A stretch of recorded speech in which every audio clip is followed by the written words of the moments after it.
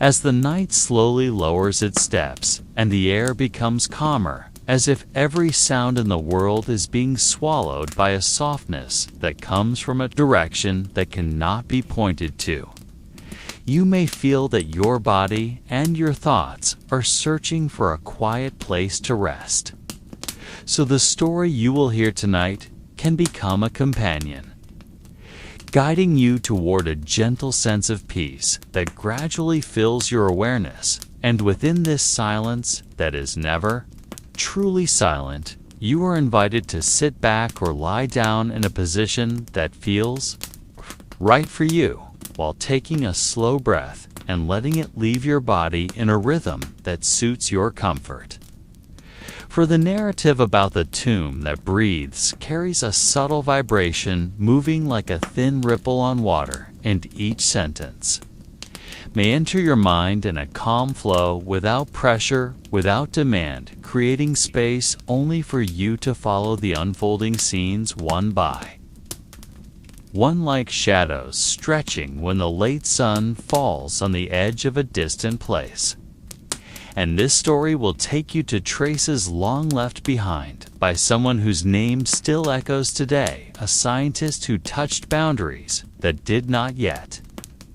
have names in her time, a woman who discovered light within objects once thought worthless, an expert whose life became part of the legends of science. And tonight, you are invited to step into a wide, quiet narrative containing soft tones and a slight sense of mystery about the objects she once touched, which still release an unseen breath, a light that has not faded, and an energy that time and soil cannot fully silence. And as you follow each line of the story, moving gently like small footsteps on sandy ground, you may feel yourself growing more relaxed, as if this piece of history is not simply an old account, but a window into a quiet space where you can forget everything harsh from daily life and only listen to a world speaking in soft whispers, while hidden meanings may appear or may remain faint, yet still pleasant to follow, because there are no definite answers required tonight, no absolute truths to be found, only a quiet journey through a story that drifts peacefully about Marie Curie, her laboratory objects, and her metaphorically breathing tomb, as though the energy of her discoveries refuses to truly stop, and you are here simply to enjoy the journey, letting your imagination move without hurry, without pressure, as if every second slows down. As if time becomes a soft fabric you can touch with your thoughts, while the world outside gently fades and this story takes over, forming a space that feels lighter and more restful, guiding you further into the calm path ahead, long and quiet like a wordless night walk, lit only by distant stars. And in such an atmosphere, you are invited to leave open a gentle inner space, receiving this story as part of a ritual of comfort, bringing you toward deeper rest. In a year slowly fading from the collective memory of the world, when the 20th century had just opened itself, like a large room whose door had long been locked, the city of Paris found itself in a state that was not entirely noisy, yet could not be called quiet, either. A blend of academic bustle's small laboratories opened itself like a large room whose door had long been locked. The city of Paris found itself in a state that was not entirely noisy, yet could not be called quiet, either. A blend of academic bustles, small laboratories rarely touched by direct sunlight, and corridors filled with damp air, carrying the scent of old ink and unmoving dust that had settled for many years. And among all those places, a woman named Marie Curie worked with a devotion that seemed detached from time, while the world outside her laboratory was still busy arguing About the undefined borders of scientific knowledge in that era, the reality of radioactivity was still like a foreign creature. Only a small part of its surface understood, while the depth within it remained immeasurable, and during those years, the objects we speak of now began forming their earliest traces. Traces that would continue far beyond the lifespan of their discoverer, eventually becoming part of a tomb, metaphorically described as breathing. As though the energy she cultivated had never been allowed to fully stop. And when you imagine Paris in those years, perhaps you can see the morning fog descending slowly, wrapping the stone buildings that appeared to hold their own unspoken stories, fog that softened every detail yet made each step feel deeper, as if meaning waited behind every corner and in a small corner of this city that never completely slept. Marie Curie entered her old, modest laboratory, a room whose walls had absorbed the heat of past chemical reactions, and whose wooden tables bore stains that could no longer be cleaned because they had merged with history. And at that moment, no one truly understood that the simple room would create objects that would survive far longer than anyone ever expected, objects that even more than a century later still emit a faint glow like an unseen breath. A quiet energy that cannot be heard yet can still be sensed by those who approach with care. When you picture this time and this place, you do not need to imagine a world filled with dramatic surprises, because everything moved slowly in a rhythm suitable for stories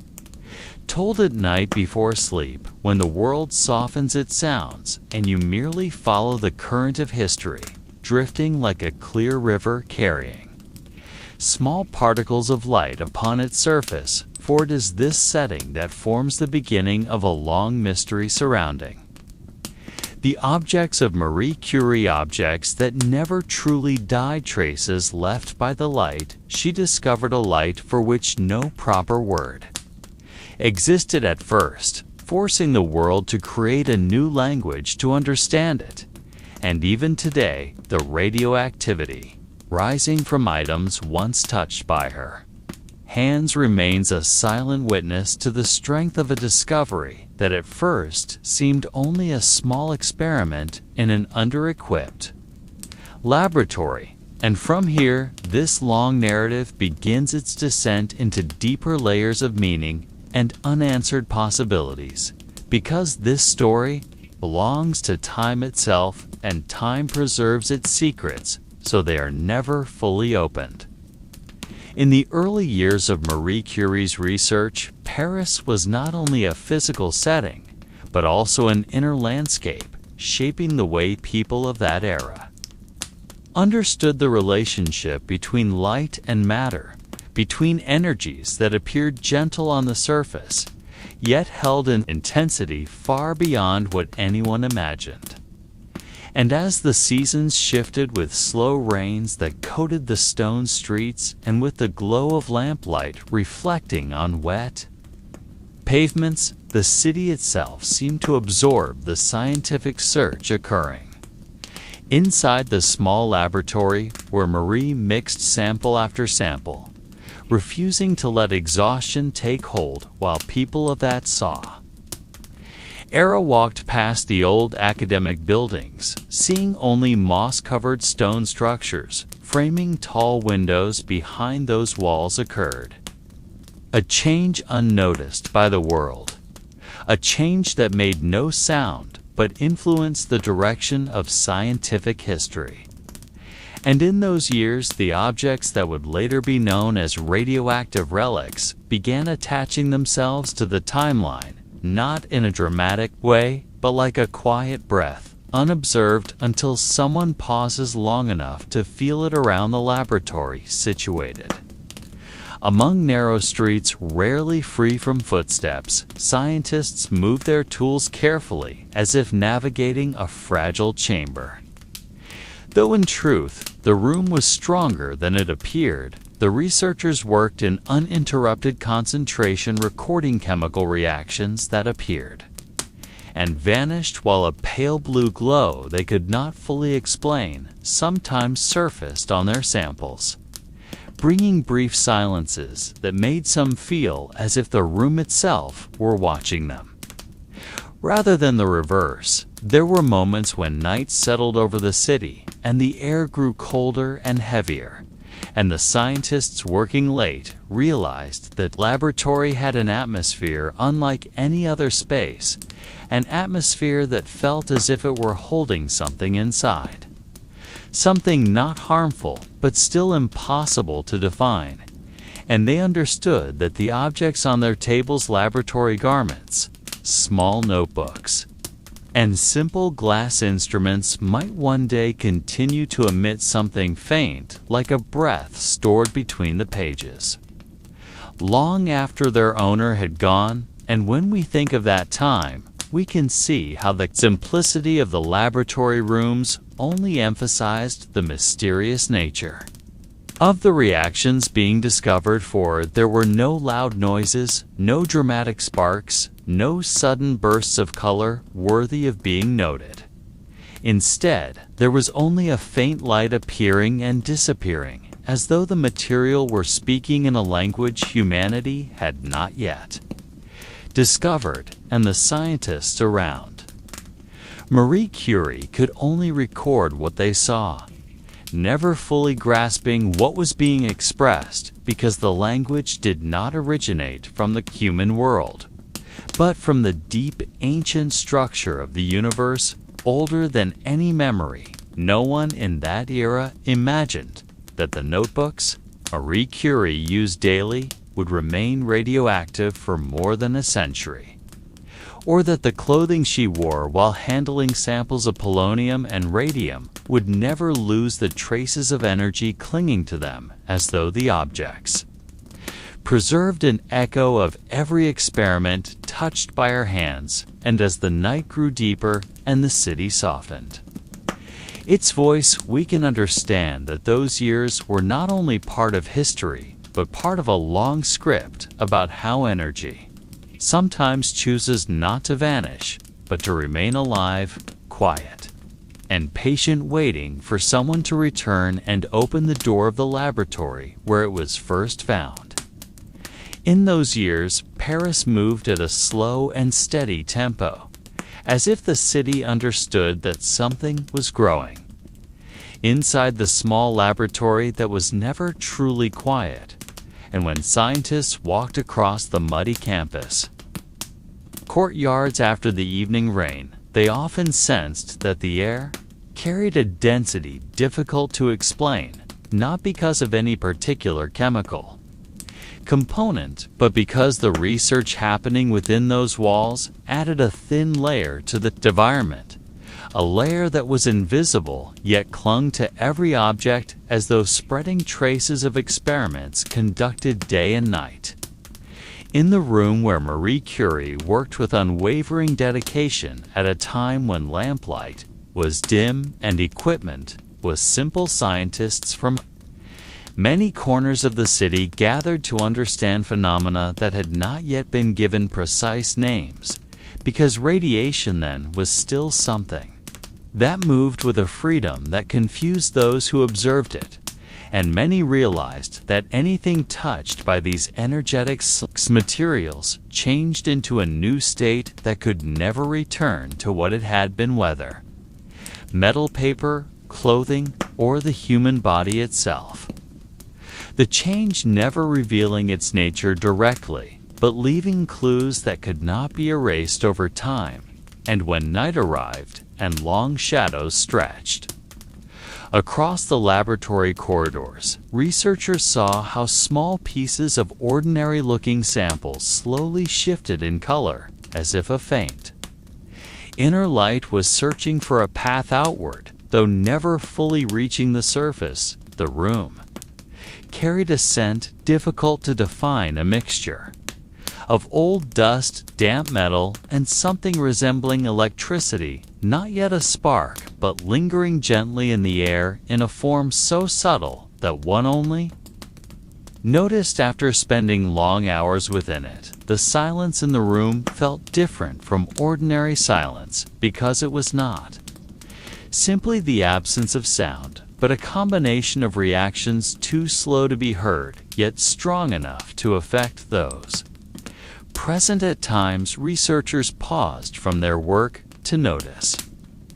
how the clock seemed to move more slowly, although it did not, because time within the laboratory appeared to have its own structure,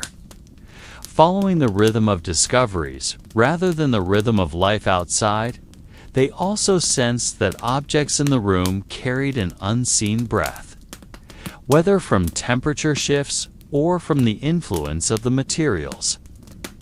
they studied. No one knew, yet the objects seemed no longer passive, and some notebooks showed slight discolorations on the edges of their pages. Despite never touching chemicals changes so delicate, they appeared only when the evening light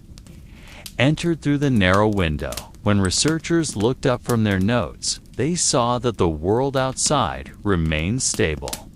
Yet the world inside the laboratory no longer held a fixed shape, because the scientific process gradually reshaped how they understood matter, light, energy, and time.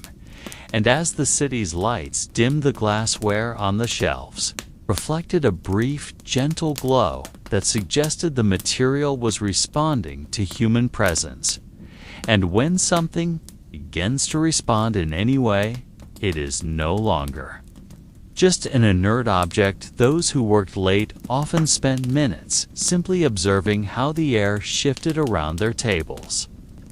Despite the absence of wind, realizing the environment was adjusting to their experiments, not in dramatic ways, but in ways resembling the slow, natural adaptations of living ecosystems.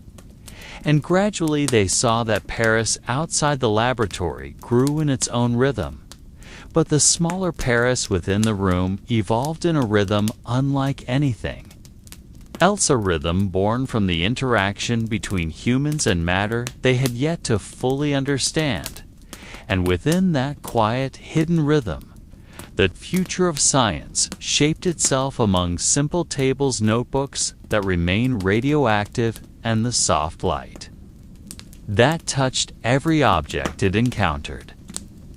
In that period, when the small laboratory where Marie Curie worked began to be known as a space with its own character, the researchers who came from different parts of Europe realized that the place was no longer merely a room where experiments were conducted, but an environment slowly constructing its own world. Everyone who entered it seemed to bring back something difficult to explain, a faint impression that clung to skin and clothing, as though the room carried a memory that attached itself to anyone who stepped inside without them noticing. Among the scientific conversations that usually unfolded in a neutral tone, the researchers began speaking of how the atmosphere inside the room was changing, how the air felt slightly heavier at night, and how the glow from certain samples seemed to intensify when someone stood too close to the work table filled with glass instruments reflecting a soft, pale shimmer. Many of them noticed that every time Marie Curie touched a small tube containing the material she was separating, the temperature in the room seemed to shift, even though no source of heat was present. The change was so gentle that it was difficult to determine whether it truly occurred or was simply the perception formed from long, exhausting work.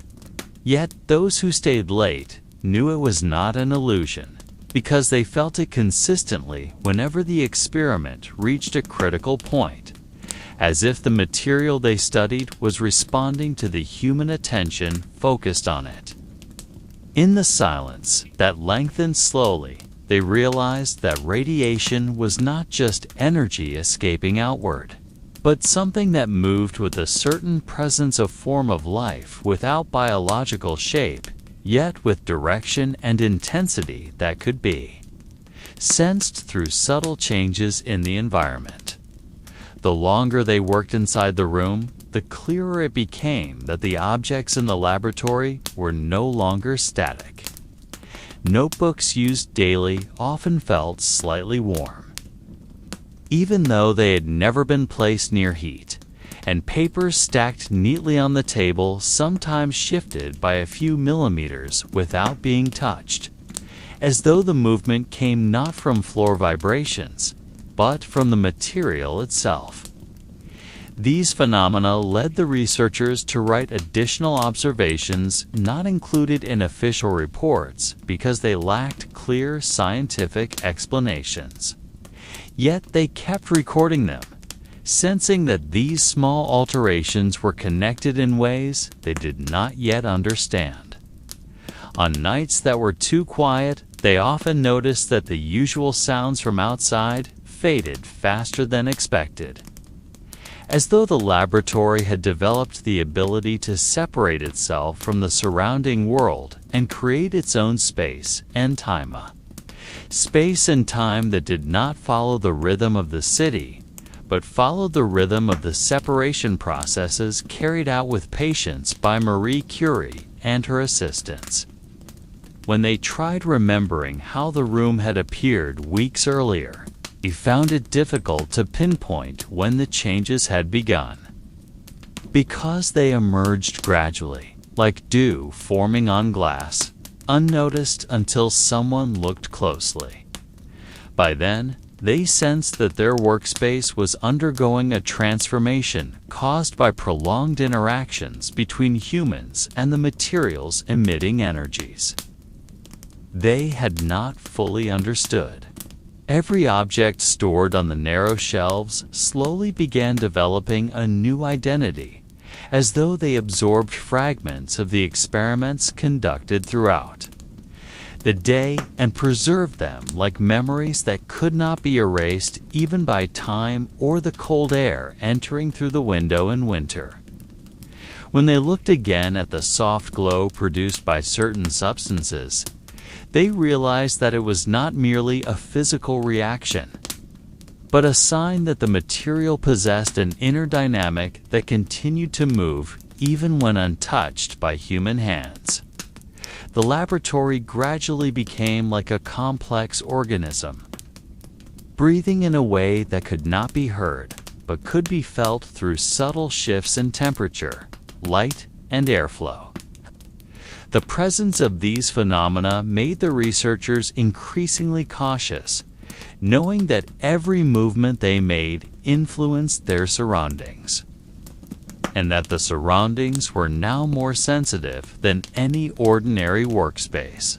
Amid all this, Marie Curie continued her work with a depth of focus that made others feel she had aligned her own rhythm with the rhythm of the matter she studied, so that time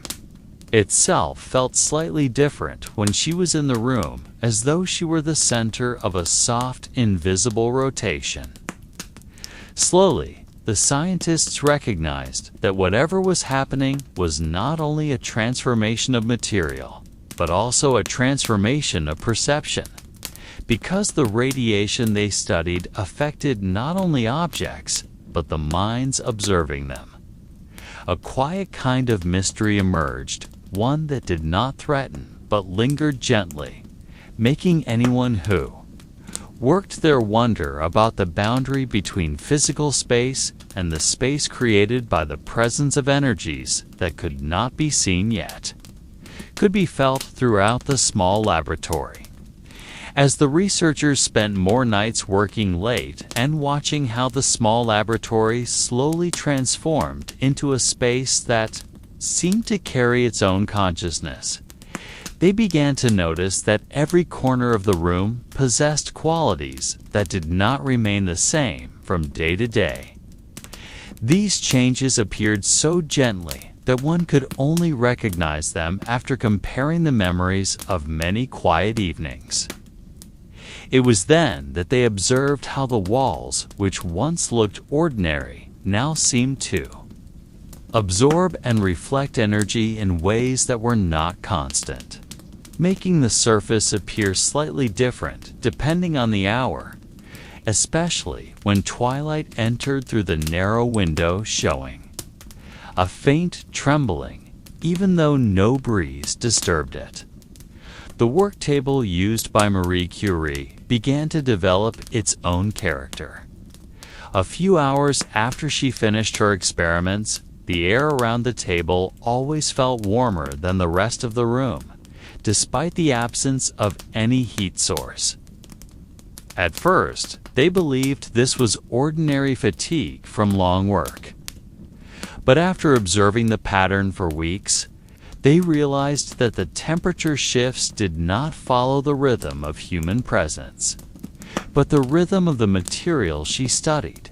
as though the table held traces of interaction that continued even after the work was over. On days when Paris outside felt unusually still, they began to hear a nearly inaudible sound coming from the storage shelves, not the sound of metal or paper, but a soft exhale, like breath, held within a small, enclosed space. Though they never determined whether it came from temperature changes or reactions within the small bottles, the sound always appeared on days when experiments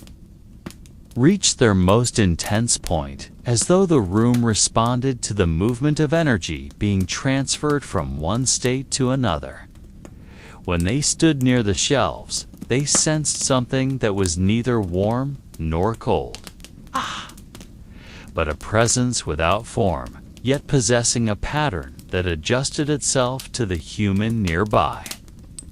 This phenomenon made them more certain that the radiation they studied traveled through space in ways far more complex than early theories described, and that the room itself might have begun remembering the flow of energy,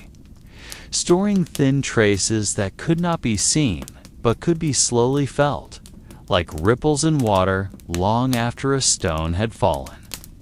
At certain moments when Marie Curie walked through the room with her calm steps, the researchers saw that the air behind her thickened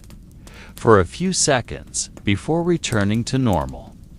as if her presence left a pattern detectable only to those sensitive to the environment.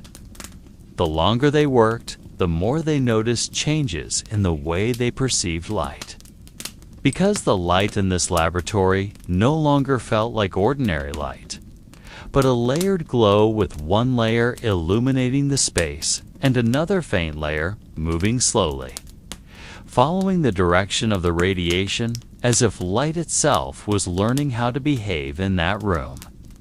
On quiet nights, they felt that even their smallest steps echoed farther than expected, though the room was small. Because the silence was not simply the absence of sound, but a space holding its breath, waiting for what humans would do next. Gradually, they realized that this laboratory was becoming not only a workplace, but a transition zone between the scientific world they understood and another world formed by long interactions between energy and human attention. They often wondered whether the objects in the room had absorbed so much energy that their original identity faded, replaced by a new identity shaped by continuous exposure. These objects became silent witnesses to the process unfolding every day. They understood that the future of science was shaped not only by experiments,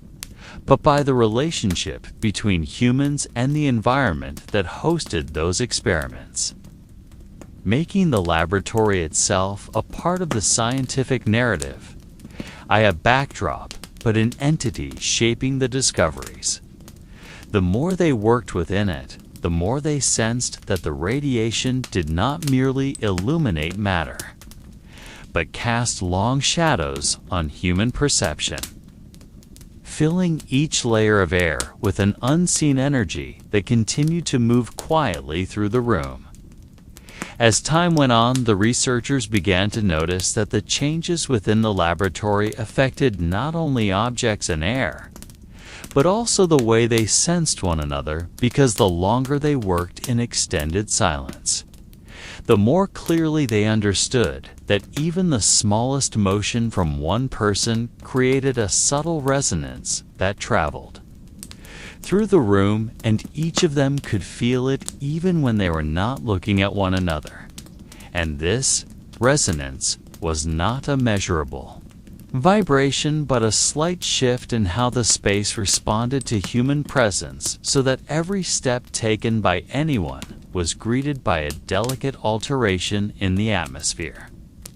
as though the room paid attention to whoever was inside it. And on nights when only one or two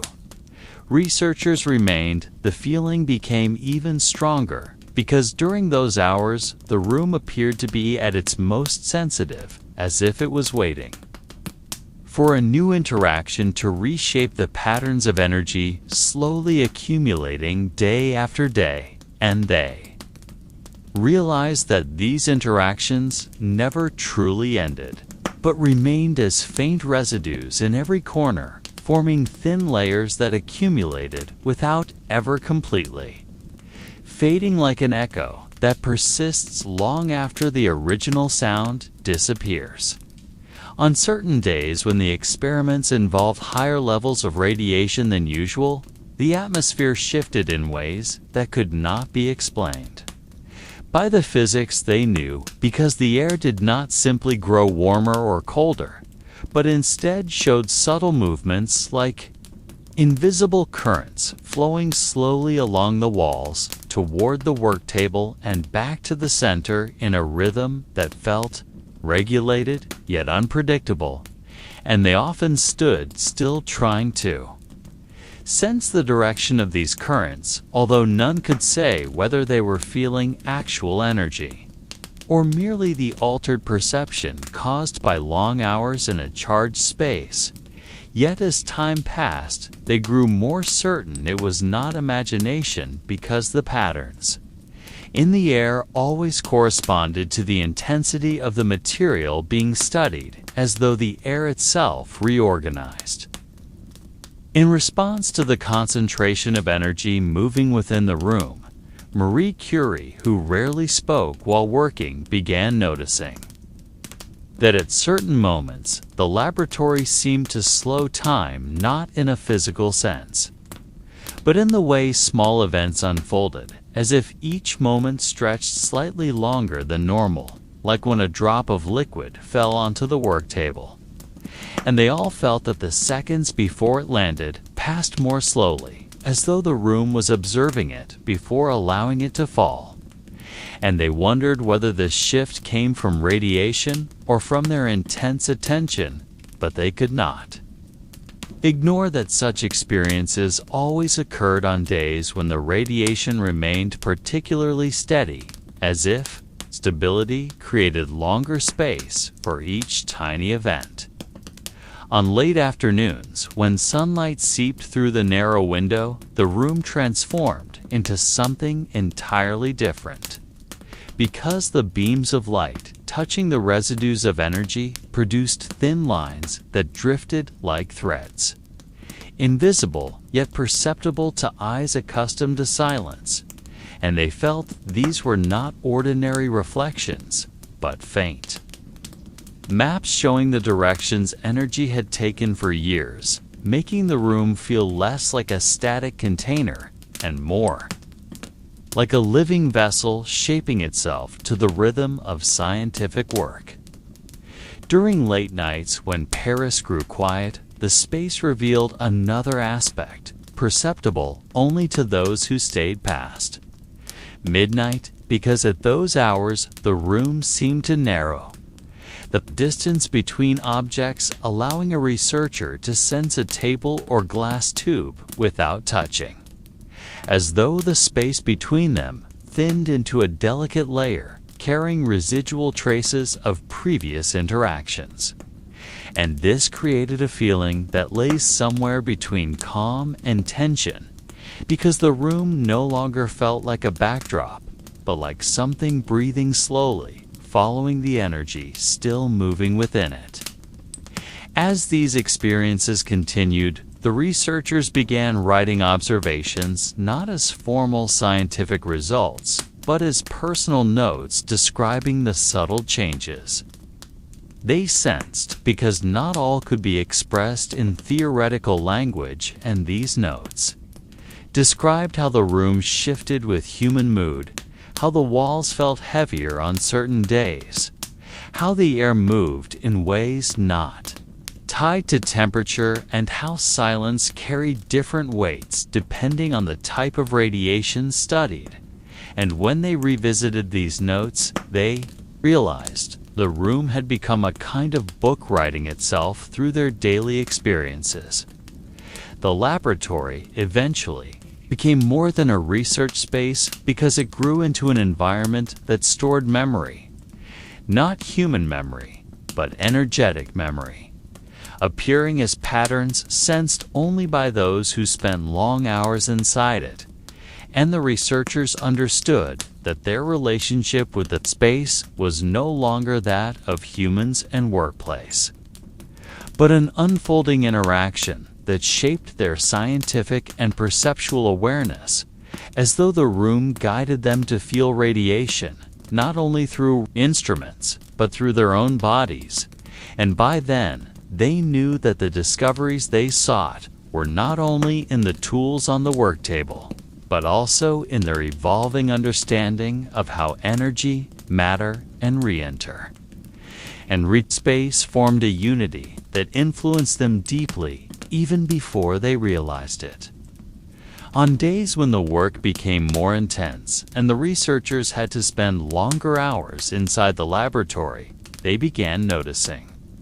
that their bodies responded to the environment in unusual ways, not through visible symptoms, but through subtle shifts in perception that emerged slowly and lingered, like the feeling that their footsteps grew lighter, even though the floor remained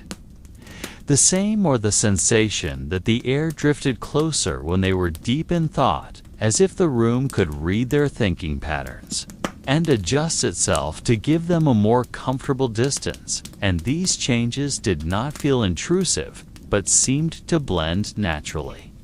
into their working rhythm, so they never felt fear, only a quiet curiosity about how this place shaped their experience without them.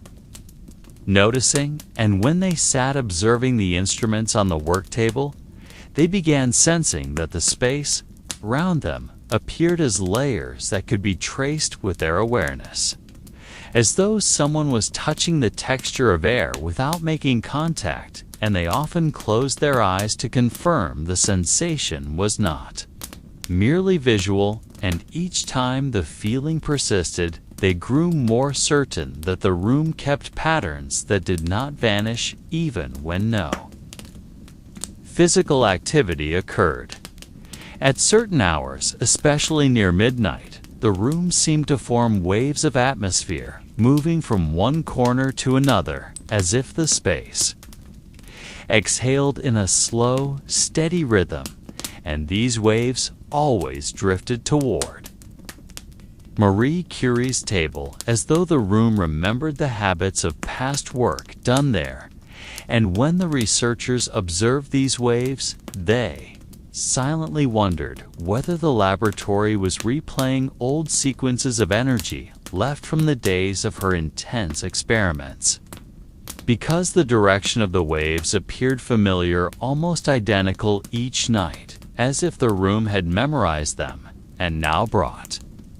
them back as faint atmospheric movements understood only by those who spent long hours within the space. On a certain rainy afternoon, the researchers noticed that the sound of rain, which should have been irregular instead, became more unified within the laboratory, because the falling drops seemed to resonate with thin layers of energy in the air, turning each small sound into part of a larger, softer composition, and they felt the room was absorbing the sound, then returning it as a gentle echo that calmed the mind, as if it had the ability to reorganize sound, to match the scientific activity occurring inside. And when they listened closely, they sensed a subtle link between the rain outside and the faint radiance emitted from the radioactive objects on the shelves, so that sound and light drifted together in slow harmony. There were days when the researchers felt that time no longer moved as they knew, because moments stretched or collapsed in ways that did not match the clock, as though the room arranged time according to the activity happening within it. And this did not confuse them, but gave them a deeper understanding that time could be perceived differently in a space containing energy from different historical periods. And they imagined that time here was not a straight line, but a network of branches connecting past, present, and future, so every movement became part of a pattern shaped not only by hours, but by layers of energy continuously shifting. As night deepened and the only illumination came from a small lamp, the researchers felt that the presence of light grew thicker, as if the lamp did more than provide brightness, as if it drew invisible boundaries between objects, creating fine lines that marked shifting layers of air. And when they stepped through these lines, they sensed small changes in temperature and density, as though moving through tiny microspaces, each with its own characteristics, even though they remained inside the same laboratory. And this helped them understand that the laboratory was not a single environment, but a merging of many small spaces interacting with one another. All these subtle changes eventually showed them that the room no longer followed the logic of classical physics entirely because it moved according to its own patterns, shaped by long interactions between humans and energy. And they understood that this space had become an entity, expressing its presence not through sound or form, but through delicate balances between what can be seen and what can only be felt. And in that deep quiet, the researchers realized that they were not only studying radiation, but also learning how space can turn into an invisible book, writing its history through layered atmospheres that never stop moving, even when they seem still. As they grew more accustomed to the subtle shifts appearing in the laboratory, they began realizing that the relationship between their bodies and the room was no longer one-directional, because every movement and breath seemed to leave small traces that lingered longer than expected, like gentle marks suspended in the air, becoming part of the layers of space that constantly formed and dissolved. And they felt that the room not only responded to their presence, but also retained the resonance of even the simplest actions. So their existence was not merely observed by the space, but woven into its evolving atmospheric structure. And when they walked across the room, they sensed faint adjustments following their steps, as though the microspaces around their bodies moved with them, keeping a distance that felt flexible and alive. There were moments, especially when entering the laboratory after being outside, when they sensed that the room could distinguish the energy they brought in, because the air seemed to shift as if a thin membrane adapted to absorb differences in temperature, tension, or rhythm, turning external disturbances not into resistance, but into a soft layer that blended with the inner atmosphere. And this often made them pause briefly at the doorway, feeling the contrast between the rougher outside energy and the more structured interior subtlety. On a day when radiation levels rose slightly due to an instrument generating more heat, the researchers noticed that the room reacted even before. The sensors issued warnings, and they observed that the faint glow around radioactive objects grew denser, not brighter, but heavier, as if the atmosphere thickened and slowed its movement, and those standing nearby felt their breathing adjust unconsciously, syncing with the altered space, creating a subtle mediation between the human body and the objects emitting energy. In the quiet corners rarely touched by daily activity, they sensed differences in the texture of air because these areas seemed to preserve older patterns like slow-moving layers of time that stacked without fully merging, so when someone stood there too long, they felt time shift slightly, stretching and contracting in a muted rhythm, as though the room archived events not only on objects, but in the air itself. On nights when someone worked alone, the sound of footsteps echoed differently, fuller, as if each step entered cavities of air previously unnoticed, spreading through the layered space and returning in faint, delayed echoes, giving the impression that the room mapped every movement in an effort to sustain its internal balance. When they attempted to measure these patterns quantitatively, instruments failed to capture what intuition revealed, because the devices could only record conventional physical parameters. While the sensations existed between measurable boundaries, leading them to understand that the apparatory operated not solely on physical planes, but within layers of perception inseparable from human presence. Whenever they tried to ignore these sensations, the room seemed to respond with clearer signs, like changes in airflow or subtle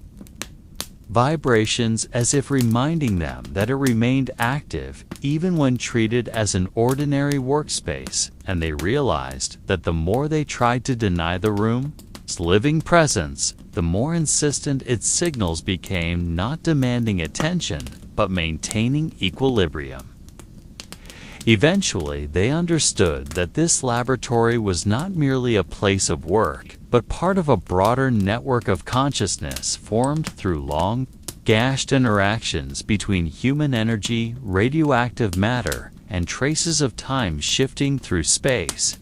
And they knew that too.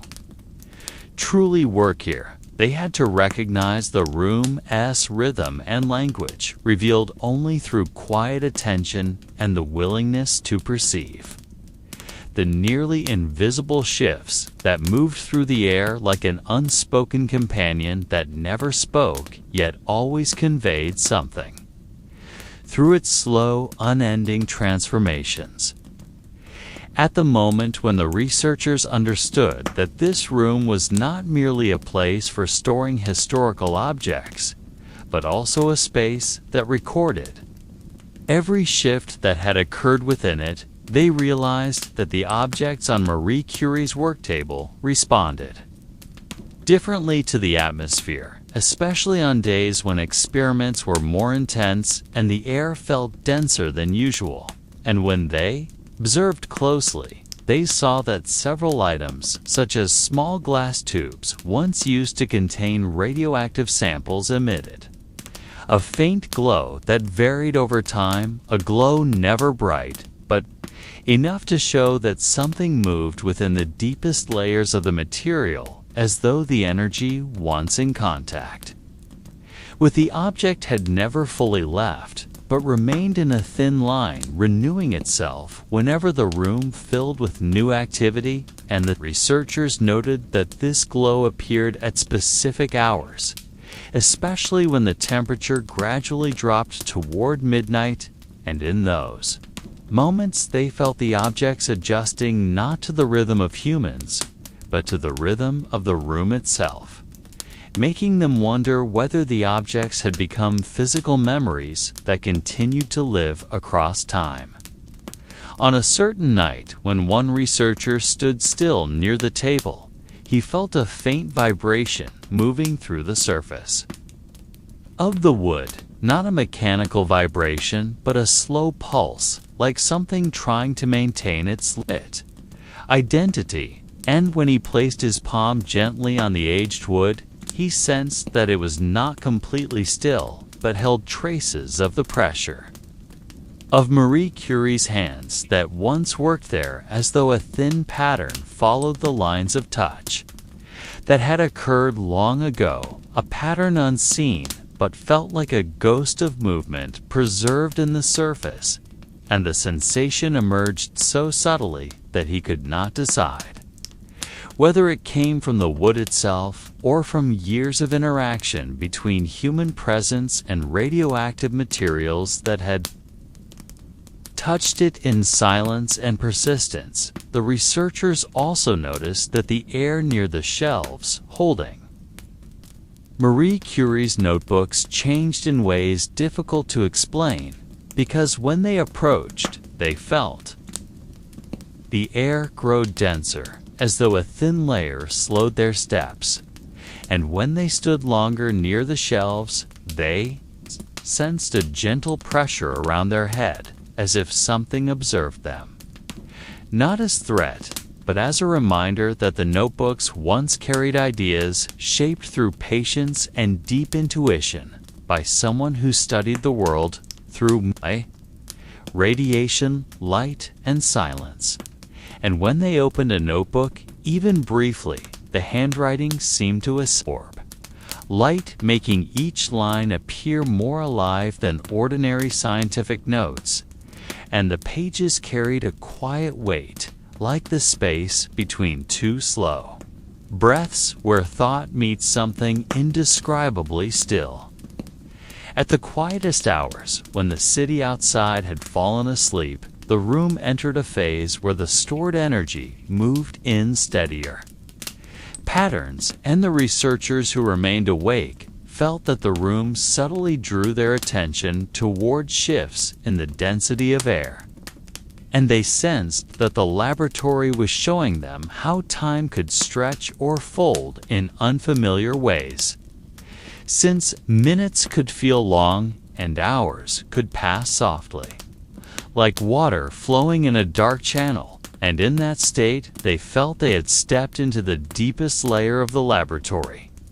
where history and energy breathed in the same slow rhythm. In another corner, they observed Marie Curie's preserved laboratory clothing, which showed subtle reactions when light touched it, because the fabric once exposed to radiation seemed to retain small traces of energy still embedded in its fibers, and at certain angles the fabric darkened or brightened as if light spoke to the residues within it, and the researchers felt that the clothing was more than a historic artifact.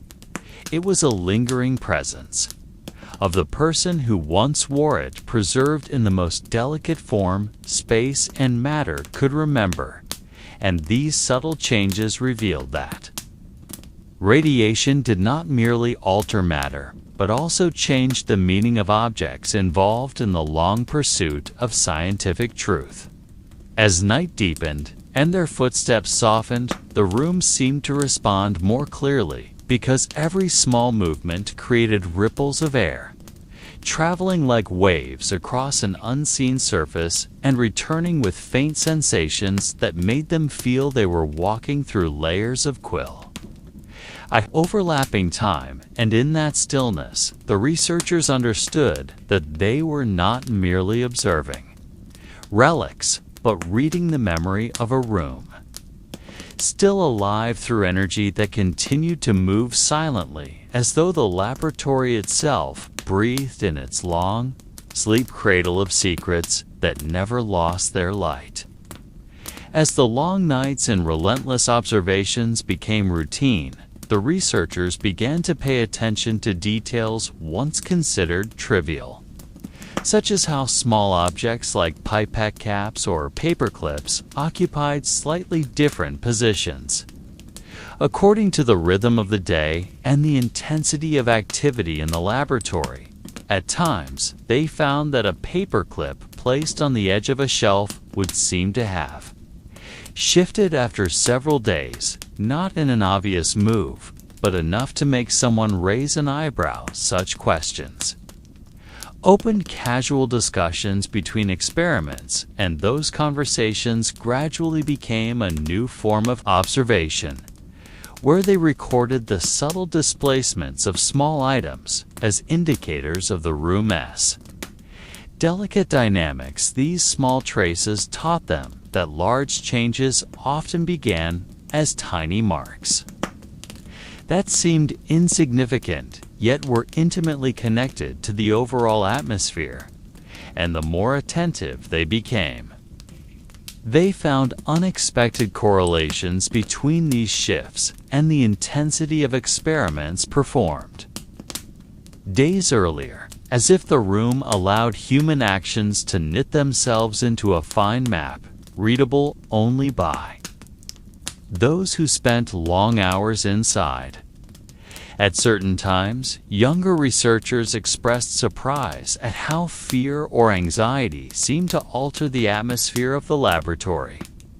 so that when the team's mood was tense, the air itself felt taut, as if a reciprocal response existed between human emotion and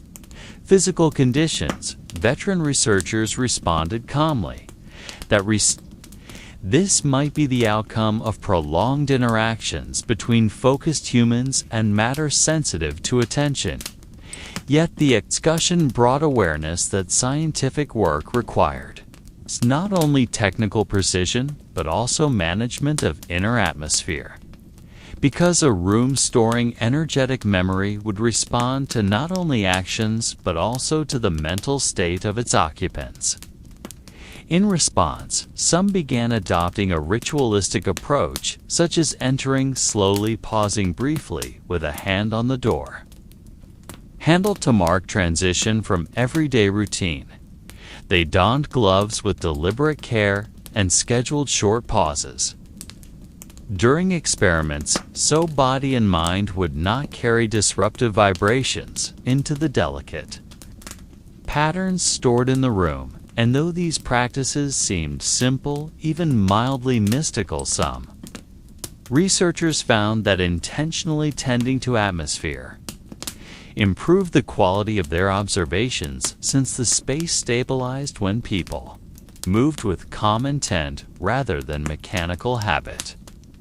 With time, certain personal observations initially dismissed as anecdotal were corroborated by colleagues and formed an informal archive, describing sudden warmth at specific floor points or faint glints inside bottle caps. These notes became unofficial references read before major procedures as reminders that the lab required consideration of its sensibilities. And although not part of formal reports, this collection changed how the team planned operations, because each major action was prepared not only technically, but also in accordance with the room's rhythm. They also ran small tests to see how the space reacted to schedules, such as one crew working mornings for a week, while another worked nights. The results showed subtle differences in how light appeared on sample surfaces and in micro-noise patterns not attributable to equipment, suggesting that time of day affected the lab's fine order, which over time shaped the collective experience of researchers, demonstrating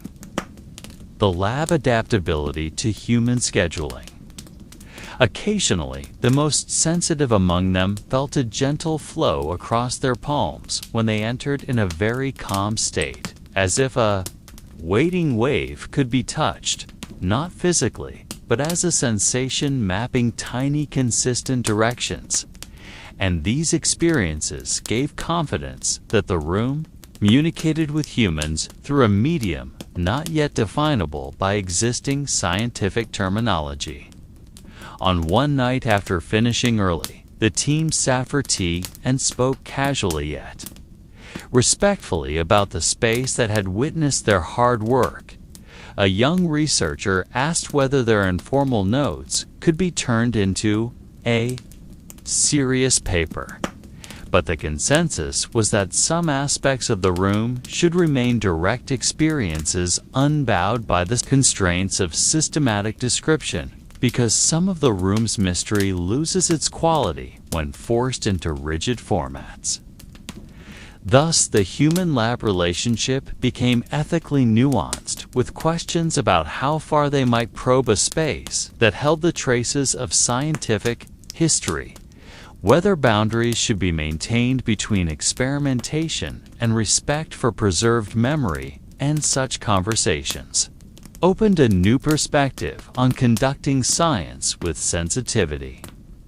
not only to data, but also to the space and history that give rise to it. In the end, they realized caring for the laboratory meant tending to its subtle memory, and that the best work often came not from total control over objects, but from harmony among humans, tools, and space, recognizing each other's rhythms. And when they adopted this approach, their observations became calmer and often more precise, because respecting the room's rhythm reduced disturbance and allowed human material interaction to reveal subtler meanings.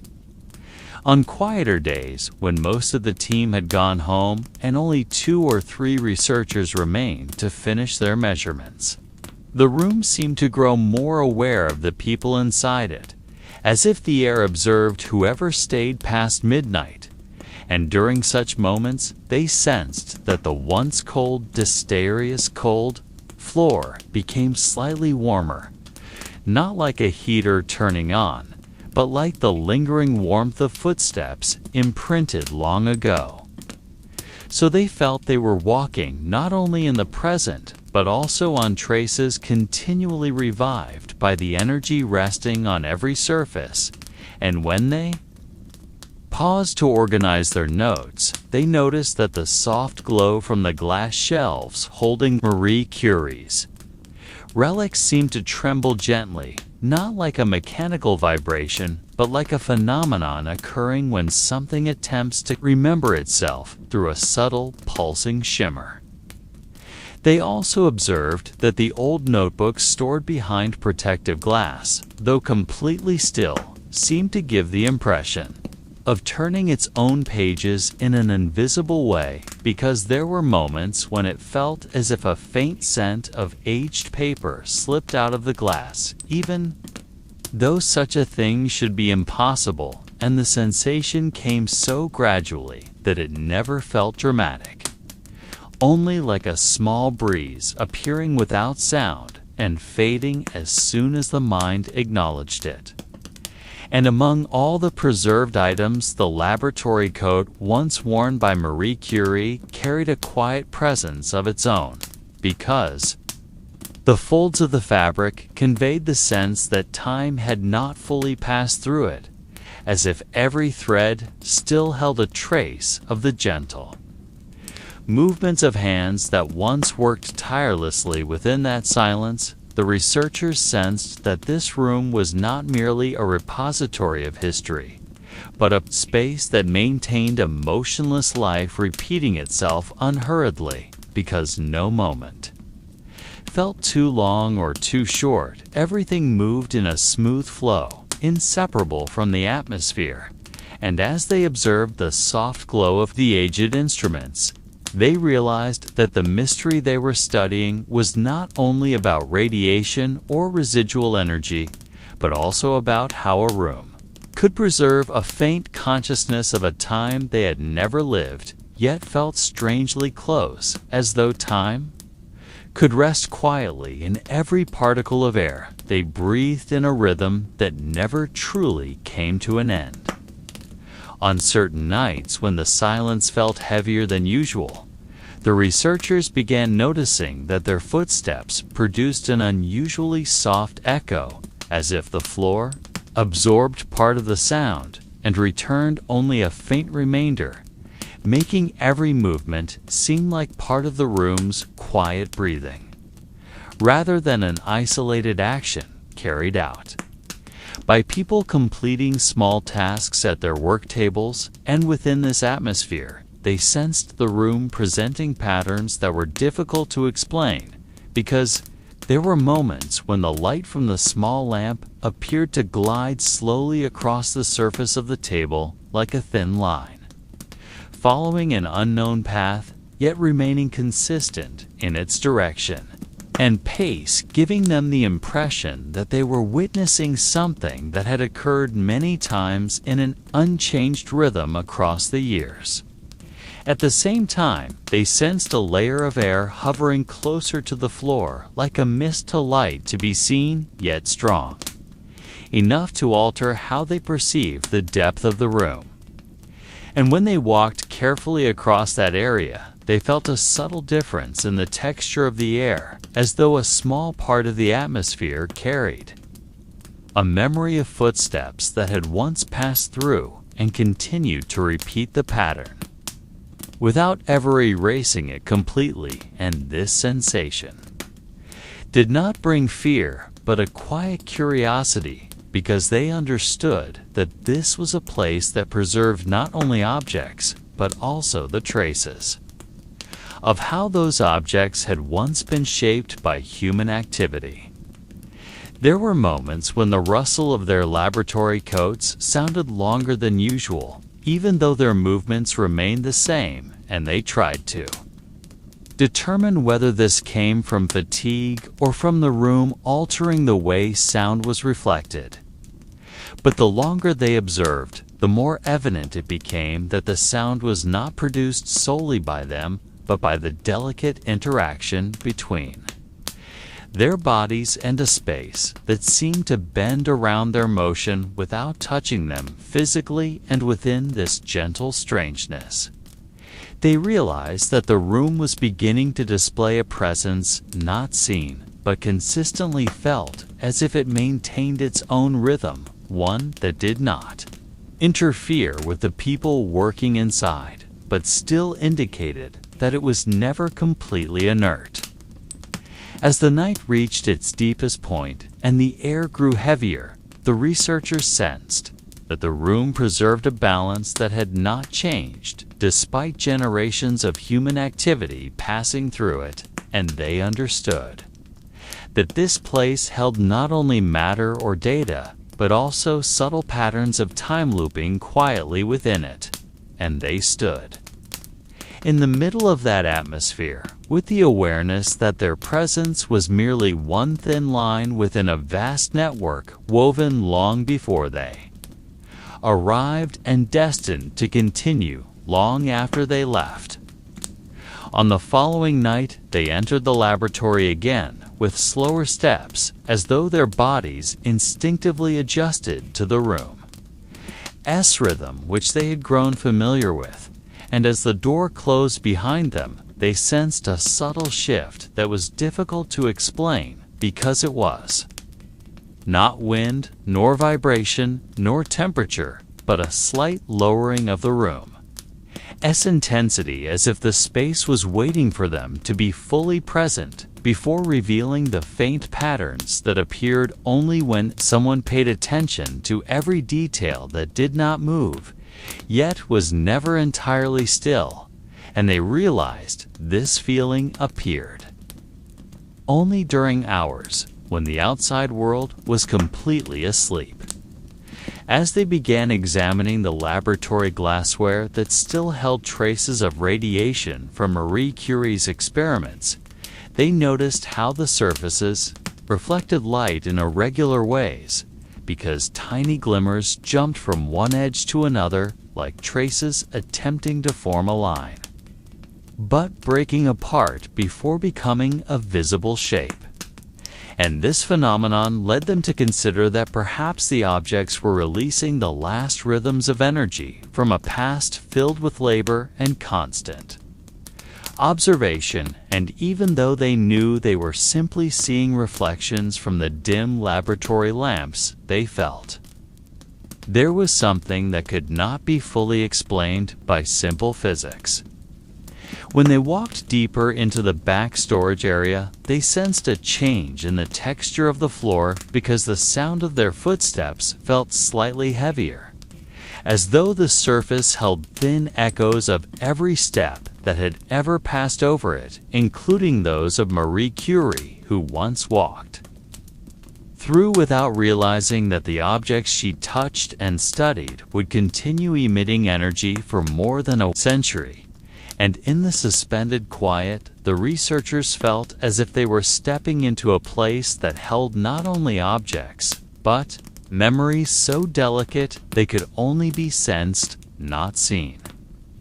When they stood beside an old steel table, they noticed small marks that never disappeared, despite repeated cleaning, and the stains looked like patterns that were never finished patterns, possibly formed by long interactions between human hands and particles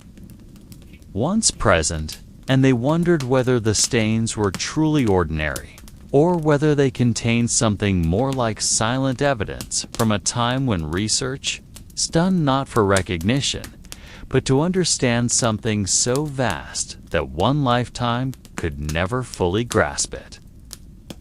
By the end of the night, everything felt different, not quieter, but deeper, because the room seemed to invite them to walk more slowly, more carefully, and to listen to every subtle shift occurring among objects that did not move, yet seemed to change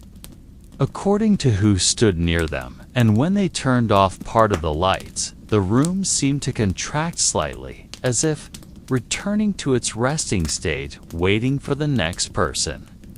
who would come and feel the delicate vibration that appeared only when someone gave their full attention to a space that breathed in the softest way. On a night when the rain fell very slowly, the researchers entered the laboratory with the sense that the sound of drops outside added a new layer to the silence they had grown familiar with for weeks, because even though the rain could not be heard directly from inside the room, they could sense its presence through slight changes in the air, as if the falling drops became part of the rhythm that stated how the energy within the room shifted and spread, creating the impression that the laboratory was not merely an enclosed space, but a part of a larger cycle connected to the unseen night weather outside the darkened windows, kept that way to maintain the stability of radiation measurements. When they turned on the side lamp, they noticed that the light did not immediately fill the room, but moved slowly like a thin mist, needing time to find its place before becoming stable. And this made them think that perhaps the room had absorbed so much historical energy that even the light required a brief moment to adjust before it could reveal the objects within it. And when the lamp finally settled, they felt the room appear slightly narrower than before, as though the energy within it had gathered around a point yet unknown. As they approached the table, where Marie Curie's old notes were stored in a special glass container, they observed how the papers, although fragile, still maintained a texture that suggested each stroke of ink held an unfinished stream of thought. And as they gazed longer, they sensed a subtle gravity in the notes, pulling their attention even though the text could not be read without proper protection. And they realized that these objects were not merely scientific remnants, but vessels of deep concentration, accumulated over years of research, filled with risk. When they stepped farther into the storage corner, they found that certain parts of the floor had a faint shine, not coming from the lamps, but from tiny residues of particles long detached from the laboratory tools used in the early era of radiation studies, and the shine appeared as tiny shifting lines even though they knew the floor remained still, and this phenomenon gave the impression that the space had a pulse, extremely slow, yet perceptible to anyone who stood long enough to observe the almost invisible movement. As they paused in the center of the room, they felt that the silence of that night carried a different texture because some parts felt dense and others light-forming. Layers that moved like thin waves without sound, and when they stood motionless, the room offered a sense of how time left its trace, not in clear memories, but in gentle pressures that could be felt by those who paid attention to the subtle flow among objects once touched by a scientist, who lived within a long and intense rhythm of work leaving traces that persisted more than a century later. At the beginning of the next hour, as the night air continued to drop in temperature, the researchers began noticing that the room displayed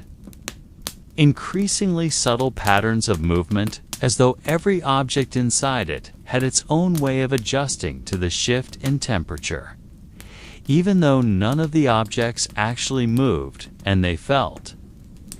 that these small changes spread through the layers of air like soft lines drifting outward, carrying hints of how old energy still resonated within the walls of the laboratory, which had held so much activity over the years, making every corner of the room seem to retain a trace of memory that had not dissolved with time.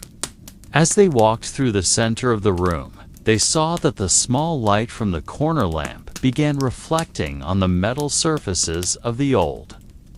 instruments in a far more orderly pattern than usual, because the reflections did not simply follow the direct line of the light, but also moved with a rhythm that seemed stable, as if the metal was not merely an inert surface, but one still responding to the energy that once settled on it during experiments of the past, and when they paused to observe it, they sensed that the reflection resembled a line attempting to redraw the movements once made by human hands working with precision and attention.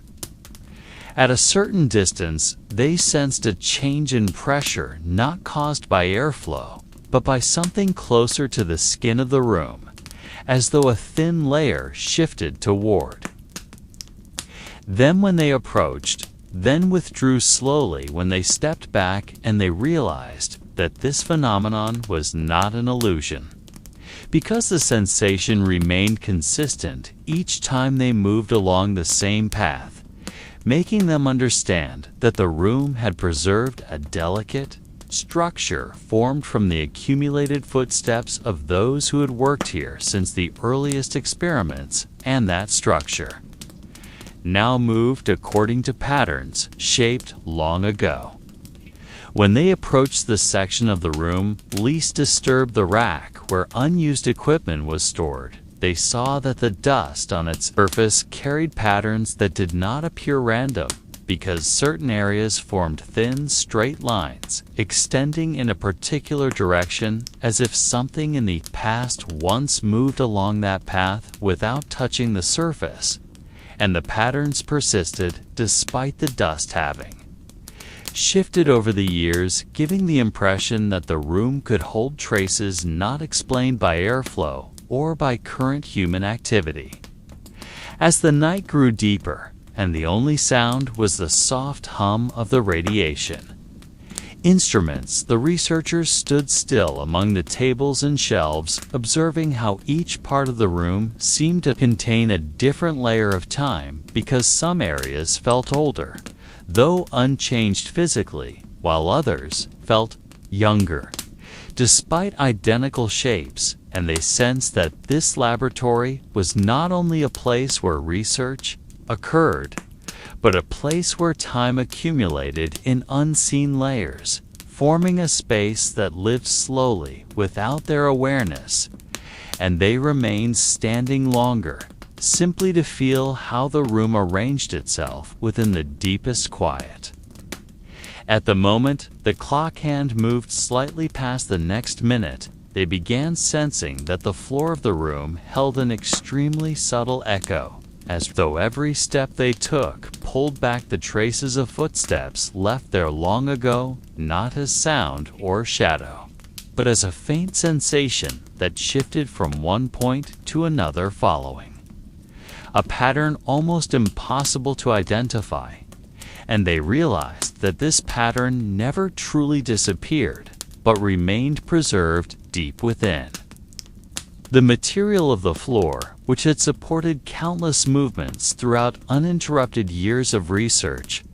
making the floor feel as if it possessed its own way of showing that time never passed without leaving something behind. As they moved toward the left side of the room, where the light reached only faintly, they noticed that the wall surface emitted a soft reflection, not coming from any present light source, but from the texture of the wall itself, as if it retained remnants of glimmers once reflected from luminous instruments many years ago, and now those glimmers appeared in a dimmer form, yet still persisted like memories that had endured beneath many layers of passing time.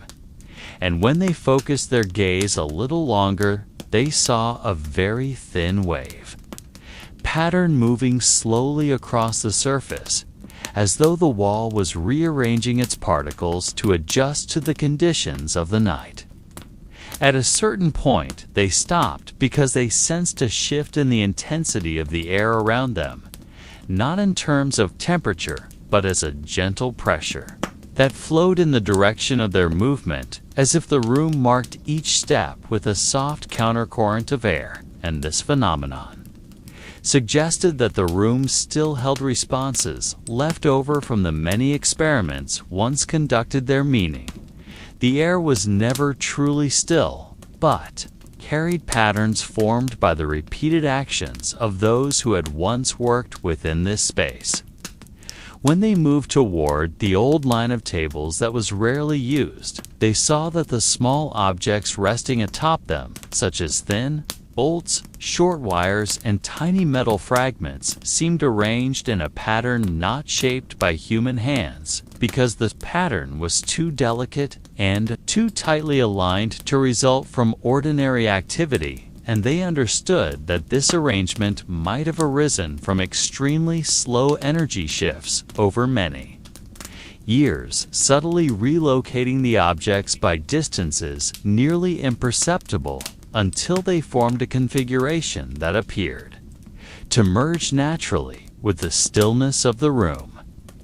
As the night aged further and the silence reached a point where they could hear each other's breathing with clarity, they remained for a long moment at the center of the room, feeling how each element seemed to be realigning itself not through movement, but through a quiet consolidation of its presence within the accumulating layers of time. And they understood that this laboratory preserved not only the history of past research, but also the gentle, ongoing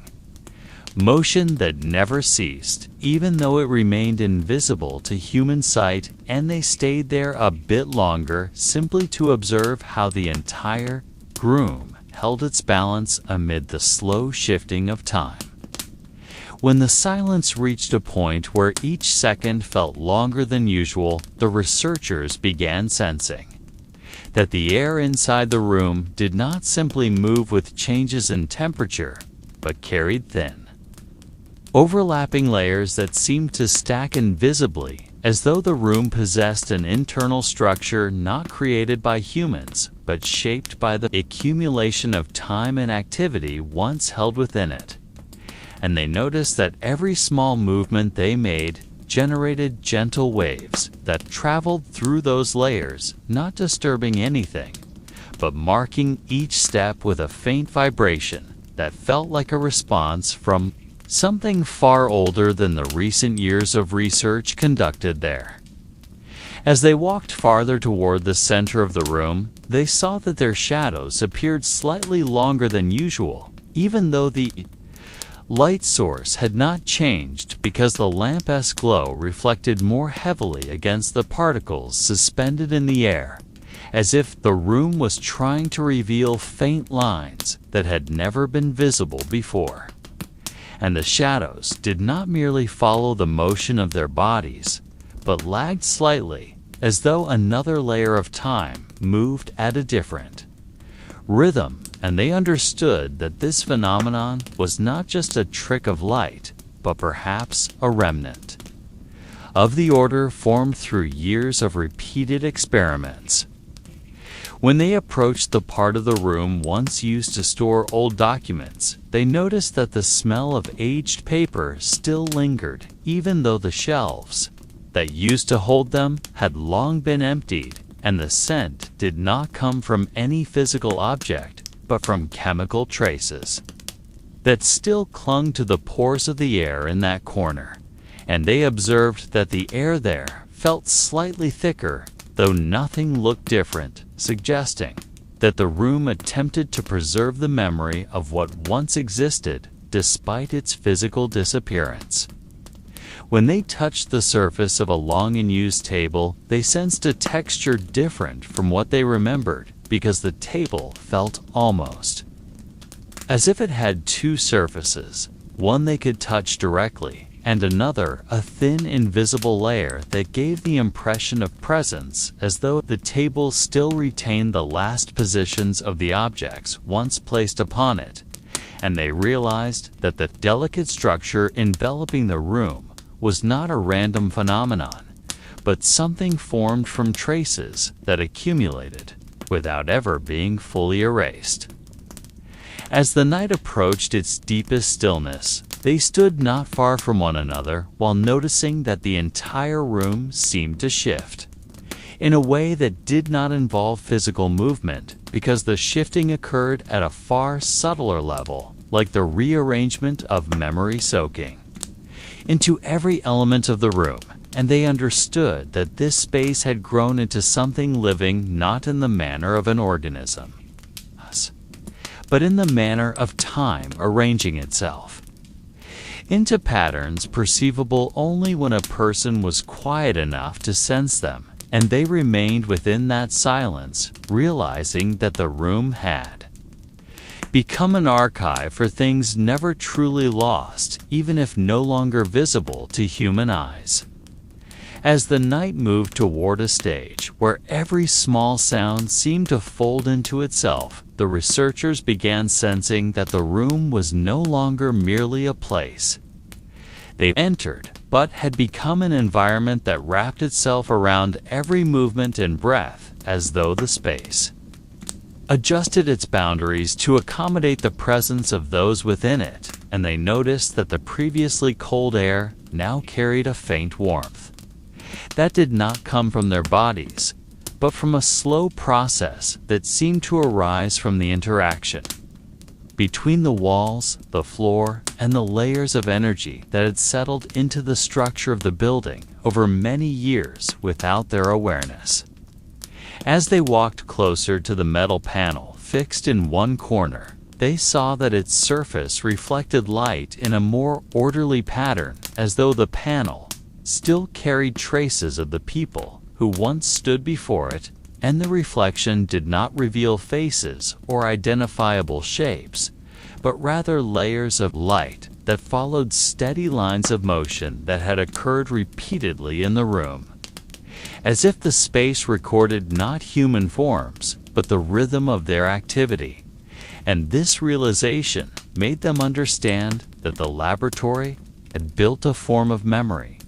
not dependent on objects, but on patterns formed and repeated through time. When they approached the section of floor that appeared slightly different in color, they sensed a subtle shift in pressure that did not come from their weight, but from a thin structure beneath the surface, as though the floor stored remnants of footsteps from previous generations. And each time they moved across that area, they felt a silent layer responding like a line adjusting to their direction without ever straying from its depth. Straying from its path, and they understood that the floor was not merely a physical surface, but a repository for patterns that could not be seen yet, could be felt by anyone sensitive enough to perceive them when they paused near the old equipment shelves. They noticed that the shadows cast by the objects clung more firmly to the wall, even though the lighting had not changed and the shadows appeared. To have an additional depth like a second layer moving more slowly than the first, and they wondered whether this was a trace of how the objects had been moved years before preserved, not through their physical position, but through the pattern left behind on the wall and the light, suggesting that the room forgot the presence of objects more slowly than the humans who once used them. As the night reached its deepest silence, the researchers stood still, sensing that the Exorm had transformed into something more than a workspace, because the space now assembled itself into layers inseparable between past and present, and they realized that they were standing within a structure holding fragments of time, simultaneously making them aware that the space, which appeared static before their eyes, was actually a place that continued to move in ways that could be felt but never fully seen. As the researchers continued their observations without shifting too far from their positions, they began sensing that the room was arranging its rhythm in a manner not bound to human time, because there were intervals that appeared like long breaths drawn by the structure which had carried so much scientific activity. And in those intervals, the air seemed to settle at a single point, as though waiting for something, even though there was no sound or movement. And when the intervals passed, they felt a thin flow moving again gently, as if the room resumed its long process of maintaining balance between old energy and new presence that entered and departed over the years. When they looked again toward the glass case where old notes and small experimental objects were kept, they noticed that the light striking the glass created reflections that appeared calmer, yet held a certain depth, as though the glass stored layers of subtle shadows formed by the hands that once opened, closed, and touched its surface repeatedly, and the reflections moved slowly, like liquid traces that flowed without dripping, giving the impression that the room did not merely mirror what existed now, but also reflected patterns from the past still held within thin layers difficult to see, yet easy to sense. As they moved slowly to the left side of the room, they felt a change not in the air, but in the floor, which responded to their steps in an extremely subtle way, as though there were paths walked repeatedly in the past, forming pressure patterns that now served as a faint map, readable only by the human body. Standing upon it, and they understood that the floor had recorded the movements of those who once worked here, not through visible marks, but through thin structures formed by the accumulation of long absorbed pressure. When they directed their gaze to the dimmest corner, they saw a shadow denser than the others, despite the absence of any large object that could explain it, and they realized that perhaps it was created by light passing through layers of air with different densities, producing a shape that seemed to have its own weight, and they did not feel disturbed by the shadow. Instead, they sensed that the corner played its own role in maintaining the balance of the entire room, like a part of the space that held remnants of time that did not move alongside the night hours. When all their movements subsided and they stood within the long quiet, they sensed that the room had the ability to hold human presence without fully absorbing it, because the space retained its own identity, even as it received steps, sounds, and thoughts that continually changed, and they understood that this room had grown into a place that held not only scientific history, but also the quiet that accumulated slowly from every night that had passed, allowing anyone who entered to sense a thin layer connecting past and present in a way that never completely dissolved. As the researchers slowly moved toward the center of the room, unaware that their steps had begun aligning with the subtle rhythm. Shaped by the room itself, they sensed that the dimming yet steady blue core had formed a quiet zone unlike any other part of the space, as if an invisible boundary preserved a balance between scientific tension and natural calm. They saw no change in the core's form, yet they felt its presence like a soft gravitational center influencing the movement of air, the response of the floor, and even the flow of their thoughts as time gently slowed. When they stopped at the closest point, still within the safety boundary established years ago, they realized the light possessed multiple thin layers. It did not merely glow. It rotated in faint patterns resembling strands drifting within a fluid. The patterns produced no sound or vibration. Yet somehow the researchers sensed that this delicate structure responded to human presence without altering its shape. The response was so subtle that it could only be felt rather than observed. When they shifted their attention to the wall behind the core, the reflected light appeared to create a depth that should not exist on a flat surface.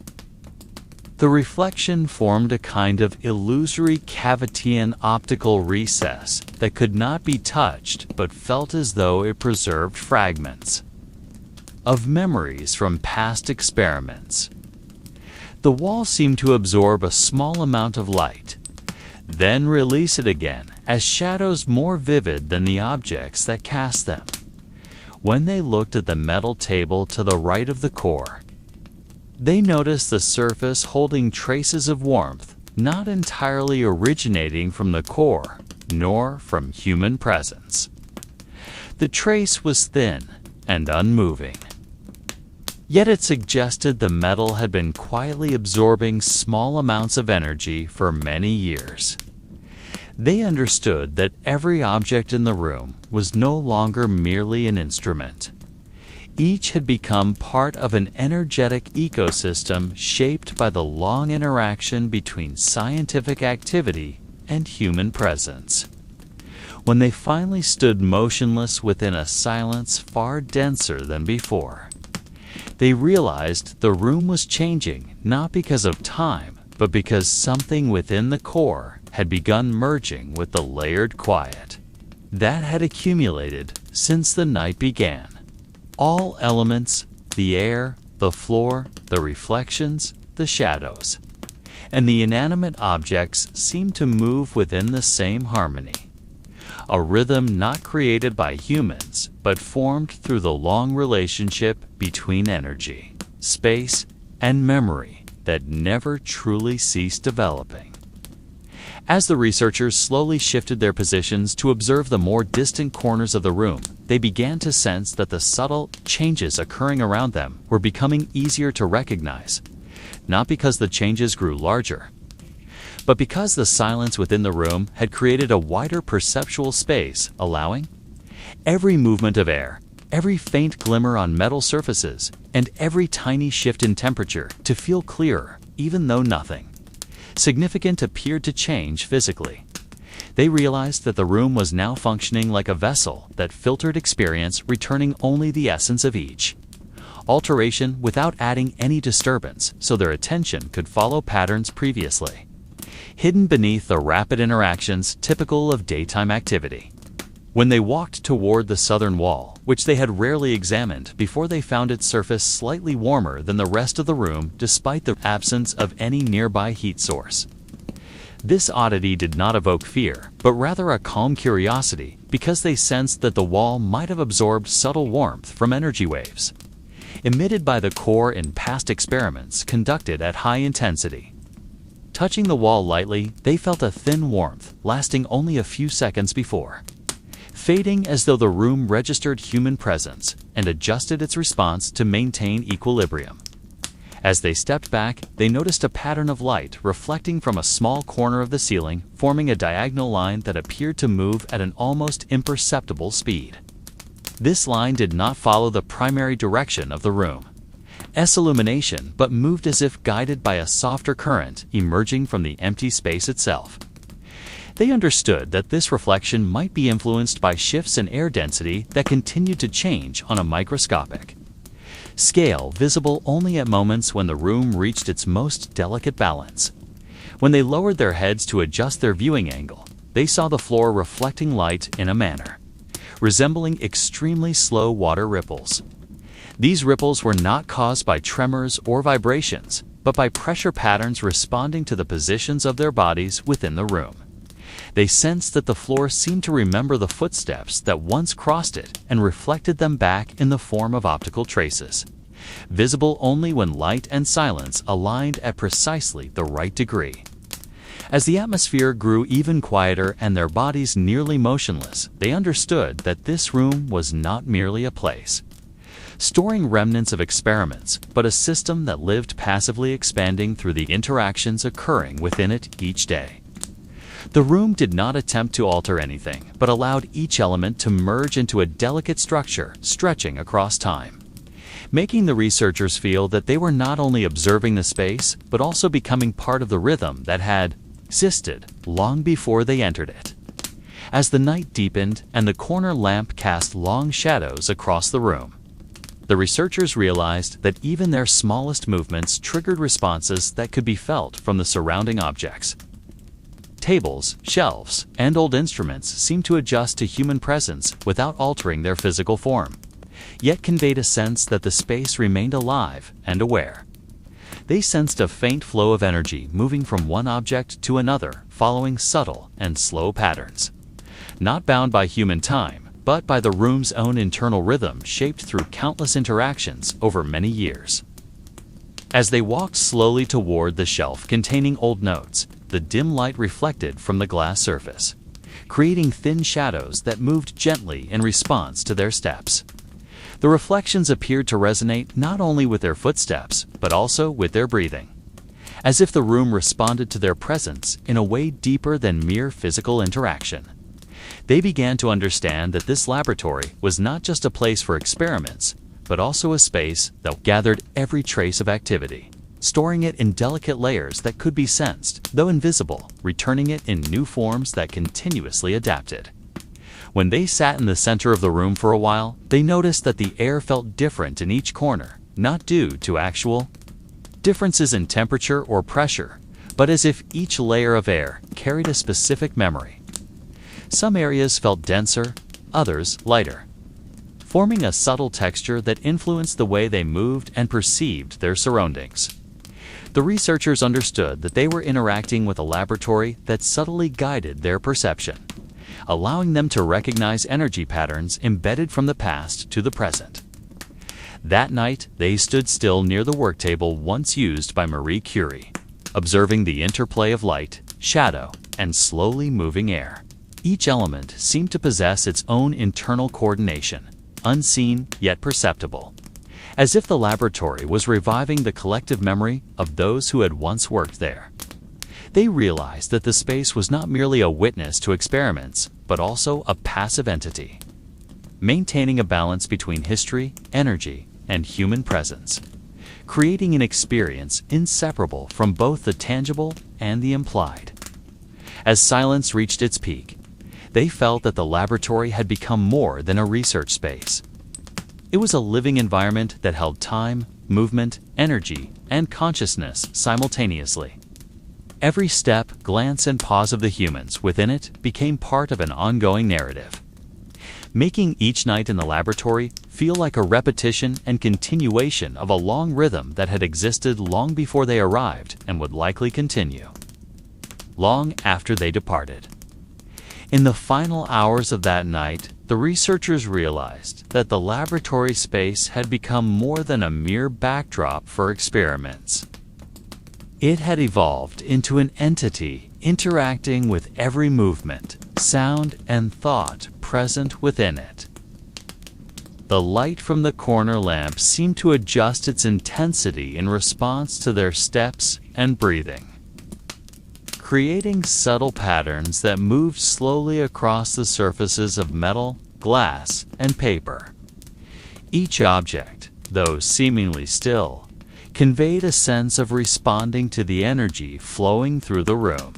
This sensation was not merely visual observation, but a perception experienced throughout their entire body, from fingertips to the core of awareness. As they walked past the shelves containing old documents and unused instruments, they felt a delicate structure connecting these objects, as if an invisible current of energy linked every part of the room. This network moved slowly, following their steps, giving the impression that the laboratory had its own rhythm, separate from human time, preserving activity patterns that had persisted over decades. Every step seemed to reactivate traces of old energy, bringing forth the memory of the space that had shaped the identity of the laboratory itself. When they paused in the center of the room, sitting briefly, they became aware of overlapping layers of time where past and present blended into subtle sensations. Some areas of air felt heavier, holding the energy of previous experiments, while others felt lighter, accommodating the potential for new interactions. They understood that this laboratory was not merely a place to conduct physical experiments, but also a space that shaped perception, facilitating the relationship between humans and the energy within it, presenting experiences that were difficult to express in words. At that moment, silence became more tangible, and every breath, step, or hand movement seemed to have an impact felt throughout the room. The researchers stood still, recognizing that the space had the capacity to retain experiences without losing its own identity. They began to understand that the laboratory was not only a site of scientific inquiry, but also a breathing space that stored history and manifested energy in a way that evolved continuously over time. That night, they experienced the laboratory as a living entity, filled with traces of energy and memory that formed an invisible narrative of every human activity that had ever taken place within it. As the night deepened, the researchers began to realize that the laboratory's rhythm responded not only to their physical movements, but also to the patterns of their attention and concentration. When they focused on a particular instrument or read old notes, the air around them felt different, slightly denser, and slower in movement, as if the space adjusted its density to match the intensity of their attention. This phenomenon could not be measured by instruments, but was sensed through their bodily awareness and consciousness, creating an experience far subtler than mere visual observation. They also noticed that the light from the lamps and reflections off metal and glass surfaces seemed to behave adaptively, following the flow of human activity in ways difficult to explain. Some reflections appeared to move more slowly, others seemed to echo, and the entire space gave the impression of subtly guiding their observation. The radioactive objects stored on the shelves seemed to display an internal rhythm perceptible only to those fully immersed in the same intensity of work as during past experiments, creating the sense that human energy and consciousness had interacted with the room to form patterns that remained alive. At certain moments, the researchers felt layers of time overlapping, past, present, and potential futures forming a delicate matrix in the air, perceivable only through silence and full attention. Every step, every breath, even the movement of their eyes produced resonance that could be felt throughout the space, connecting them to the laboratory's long history. They realized that this experience was not merely personal, but an interaction between humans, and a space that had evolved into an entity with memory, rhythm, and the capacity to maintain subtle patterns formed over years. As they stood still, the researchers sensed that the laboratory had the capacity to balance everything present within it. The space could hold human presence without losing its own identity, absorbing incoming energy and movement and returning it in the form of subtle patterns that constantly shifted. In that moment, they understood that the laboratory was not only a site for physical research, but also a space preserving human interactions and energy in unseen forms, creating a collective experience that connected past and present, offering new insight into how a space can live, interact, and retain memory within a silence that seemed simple, yet was deeply profound.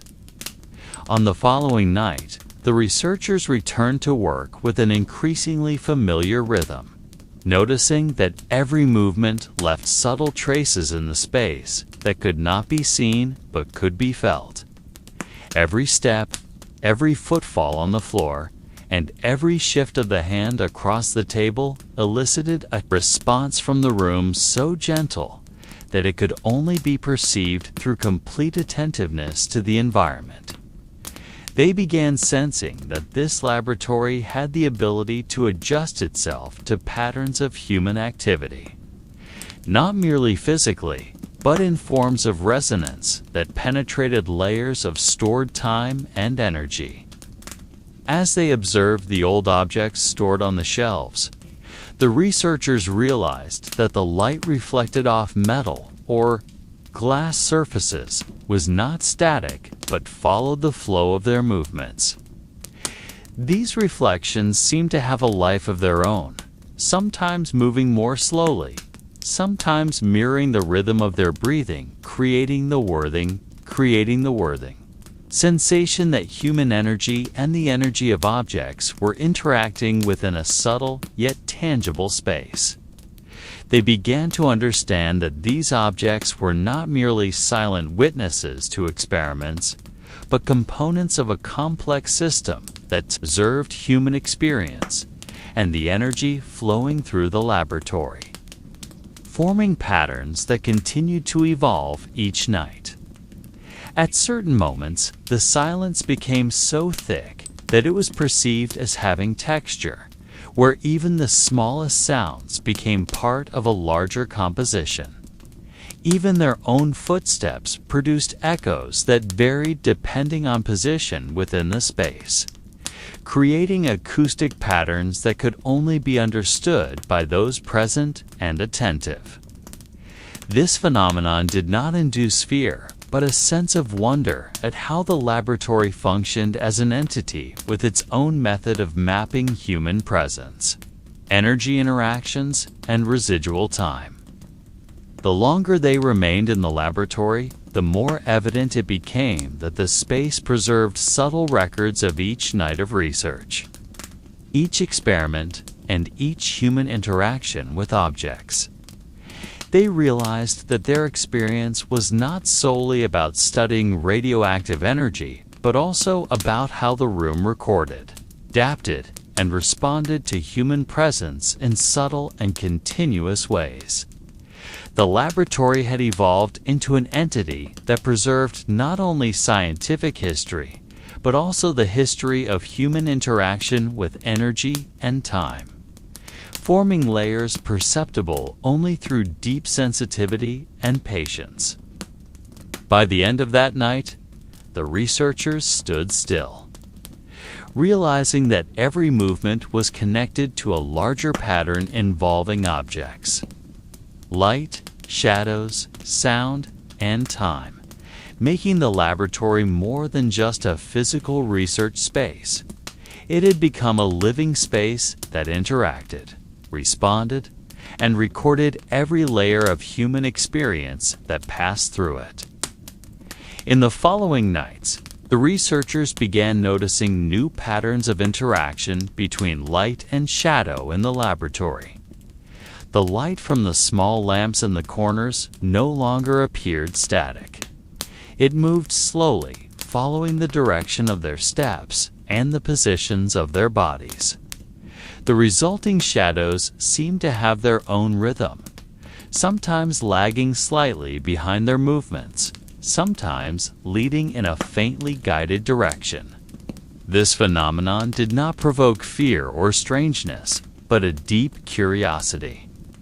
As each interaction offered new clues about how energy and space were interconnected. When they bent down to examine instruments on the table, they sensed subtle changes in the atmosphere around the objects. The air seemed denser in some areas, lighter in others, as if forming an invisible map that could only be read with full attentiveness. Each time they moved their hands or instruments, the delicate flow responded, adjusting to their motions.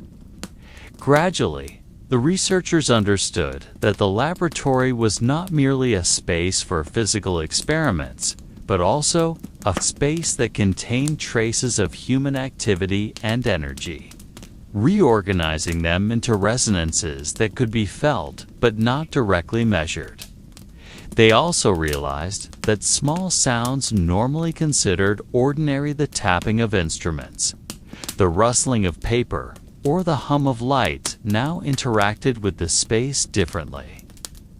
The sounds were not simply audible, but formed layers of information, adding a new dimension to their presence. Their footsteps, breathing, and hand movements became part of a subtle symphony enveloping the entire laboratory. Each night presented a new experience with different patterns and rhythms, guiding them to understand the laboratory not simply as a physical place, but as a living entity resonating with energy. At the peak of the night, when the laboratory was in complete silence, the researchers sensed that the space held two states simultaneously, one tangible and measurable with instruments, the other subtle and perceptible only through human sensitivity. They stood still, aware that every step, movement, and attention to the environment influenced the room in very delicate ways. The laboratory had become more than a research site. It had become a medium where energy, light, sound, shadow, and time merged, forming a network of experience that exceeded ordinary physical understanding and allowed humans to perceive their connection with energy in constant motion. The researchers closed that night with the awareness that the laboratory preserved more than experiments. It preserved an evolving narrative, layer upon layer, creating a space where past, present, and potential future interacted within a subtle rhythm that could be felt but not seen with the naked eye. As the night deepened and the laboratory's silence became more profound, the researchers began realizing that their experience of the space was no longer solely visual or auditory, but also involved subtle, indirectly perceived sensations. They felt that every step, every movement of their hands, and every breath triggered unseen responses that could be sensed as light vibrations in the air, shifts in density around them, or small changes in the light and shadows that seemed to follow the laboratory's internal rhythm. Standing in the center of the room, gazing at shelves filled with instruments and old bottles, they began sensing a flow of energy enveloping these objects and slowly spreading throughout the space. This energy was invisible to the naked eye, but could be felt as a faint rhythm, aligned with human movement and the patterns of shifting light. Each night brought new nuances, new patterns, deepening their understanding that the laboratory was not merely a backdrop for experiments, but a living entity reacting to their presence. At certain moments, the researchers noticed that the shadows on the walls did not simply mimic their physical movements, but also possessed their own rhythm, sometimes lagging slightly, sometimes leading. These shadows created an illusion of expanded space, an inner layer of the room perceptible through bodily awareness. This made them realize that the laboratory did not merely record human activity, but interpreted and responded to it, forming new patterns that would influence the experience of anyone who entered the space afterward. As the night progressed, they felt the complex interactions between light, shadow, air, and energy left over from past experiments. No phenomenon existed in isolation. All were interlinked, forming a delicate network that could only be followed with full attentiveness and patience. They sensed that the laboratory remembered traces of the past, merging them with the present presence, creating new experiences that could be felt but not fully explained scientifically. By the peak of the night, the researchers stood still, fully aware that they were not merely observing the space, but becoming part of it. The laboratory had become a medium where humans and energy interacted continuously, creating patterns, rhythms,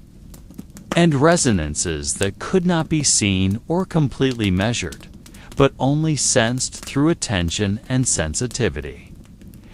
They realized that the night's experience imparted a new understanding of space, energy, and time, that the laboratory was a living entity capable of responding to and interacting with humans, carrying the traces of the past into the present experience. As the night grew quieter and only the small lamps illuminated the laboratory,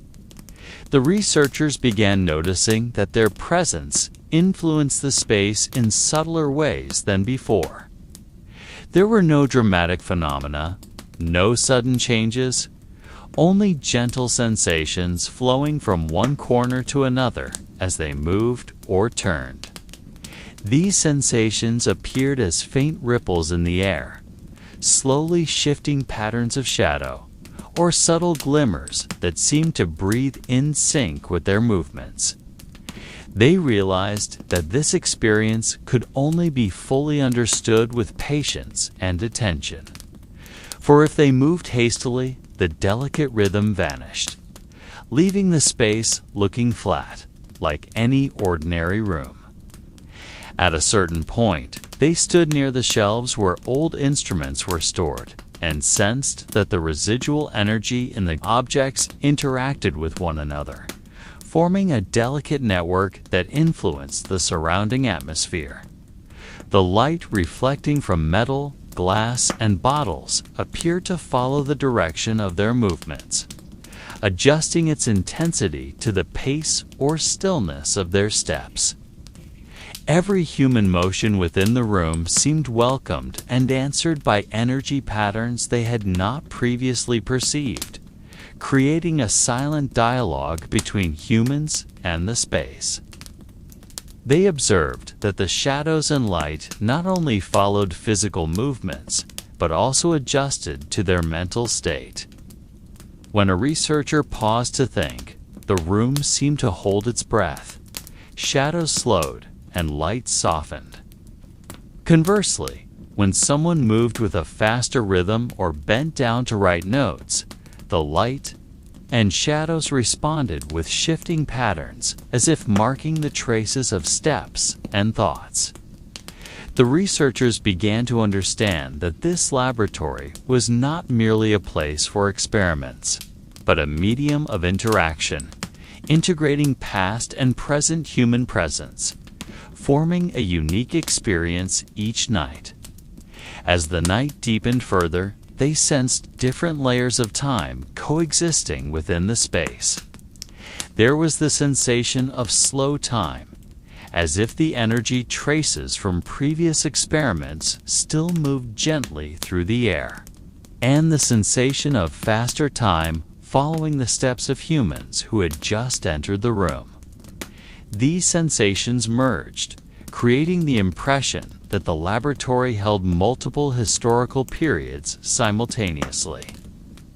linking past and present in an experience that could be felt but was difficult to describe in words. Finally, as the night drew to a close and the researchers prepared to leave the laboratory, he realized that the space had left a profound impression, not just as a scientific setting, but as a living entity, responsive and recording every energy passing through human bodies and minds. They left the laboratory with the sense that every subsequent night would bring new experiences, new patterns, and opportunities to perceive the subtle interactions between humans, energy, and the continuously moving space. The following day, as the researchers returned to the laboratory with the soft morning light entering through the small windows, they sensed a change in how the stored energy spread throughout the space. The air no longer felt static as it had the night before. Instead, it seemed to move slowly with each breath, as if the room recognized their presence from the very first step and adjusted its subtle patterns to remain aligned. Every table, shelf, and instrument appeared to possess a new character, shaped by the long interactions between humans and unseen energy, creating an atmosphere that almost seemed alive. As they walked along the narrow paths between the shelves, they realized that the sound of their steps not only resonated audibly, but also influenced the fine layers of air moving slowly around them.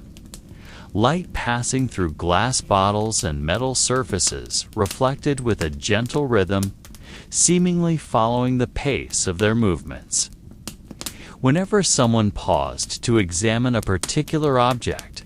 the subtle patterns immediately adapted,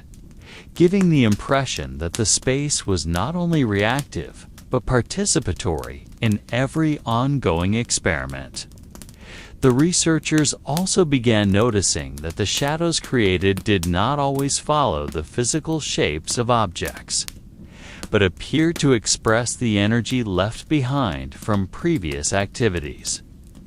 Some shadows seemed to move more slowly, retaining traces of hands that had once written notes, while others appeared lighter, as if floating along with new steps entering the room. The interplay of light, shadow, and human presence formed complex patterns that could only be perceived with patience and deep observation, demonstrating that this laboratory was not merely a physical space, but also a medium preserving traces of energy and consciousness. Over time, the researchers realized that the space could simultaneously hold multiple layers of experience, from ongoing experiments to energy traces and patterns of human awareness that had existed for years. They sensed a delicate balance between what was visible and invisible, between mass and residual energy in the room. Every movement of the body, every shift in mental focus, even prolonged silence, seemed to leave a trace perceivable to those sensitive enough. As noon approached, the researchers paused in the center of the laboratory, recognizing that the experience in this space was not only about scientific discovery, but also about understanding how space, energy, and human presence could mutually shape one another. The laboratory had become more than a site of experiments. It had evolved into a living entity interacting with and recording each layer of energy passing through human bodies and minds, generating new patterns that would continue to evolve over time. They left the laboratory that afternoon with the sense that every subsequent visit would reveal new experiences, new energy patterns, and a deeper understanding of the relationship between humans and space. As the following evening settled over the laboratory with soft light filtering through the small windows, the researchers sensed a new change in the energy patterns of the space. The air inside seemed to move more slowly, as if waiting for their next steps, and each object that had previously appeared static began to display subtle characteristics that interacted with their presence. Every shelf, instrument, and glass bottle emitted small rhythms that seemed to follow the researchers' breathing, creating the sensation that the entire laboratory was a single organism breathing in unison with the humans within it. As they moved through the space, the delicate shifts in air followed their motions, marking the paths they had taken and adjusting to their next steps. Light passing through radioactive bottles reflected with varying intensity, not due to lamps or sunlight, but as if responding to human interaction with the energy within the room. The researchers began to realize that what they saw and felt was not merely a physical phenomenon, but a manifestation of layered interactions between stored energy, human presence, time, that flowed continuously, unnoticed. Shadows in the corners of the laboratory seemed to possess their own rhythm. Some moved more slowly, following the motion of hands, while others adjusted more quickly, like layers of memory remaining from previous experiments. The researchers found themselves attending to every detail, from tiny reflections on metal surfaces to faint ripples in the air formed as they shifted position.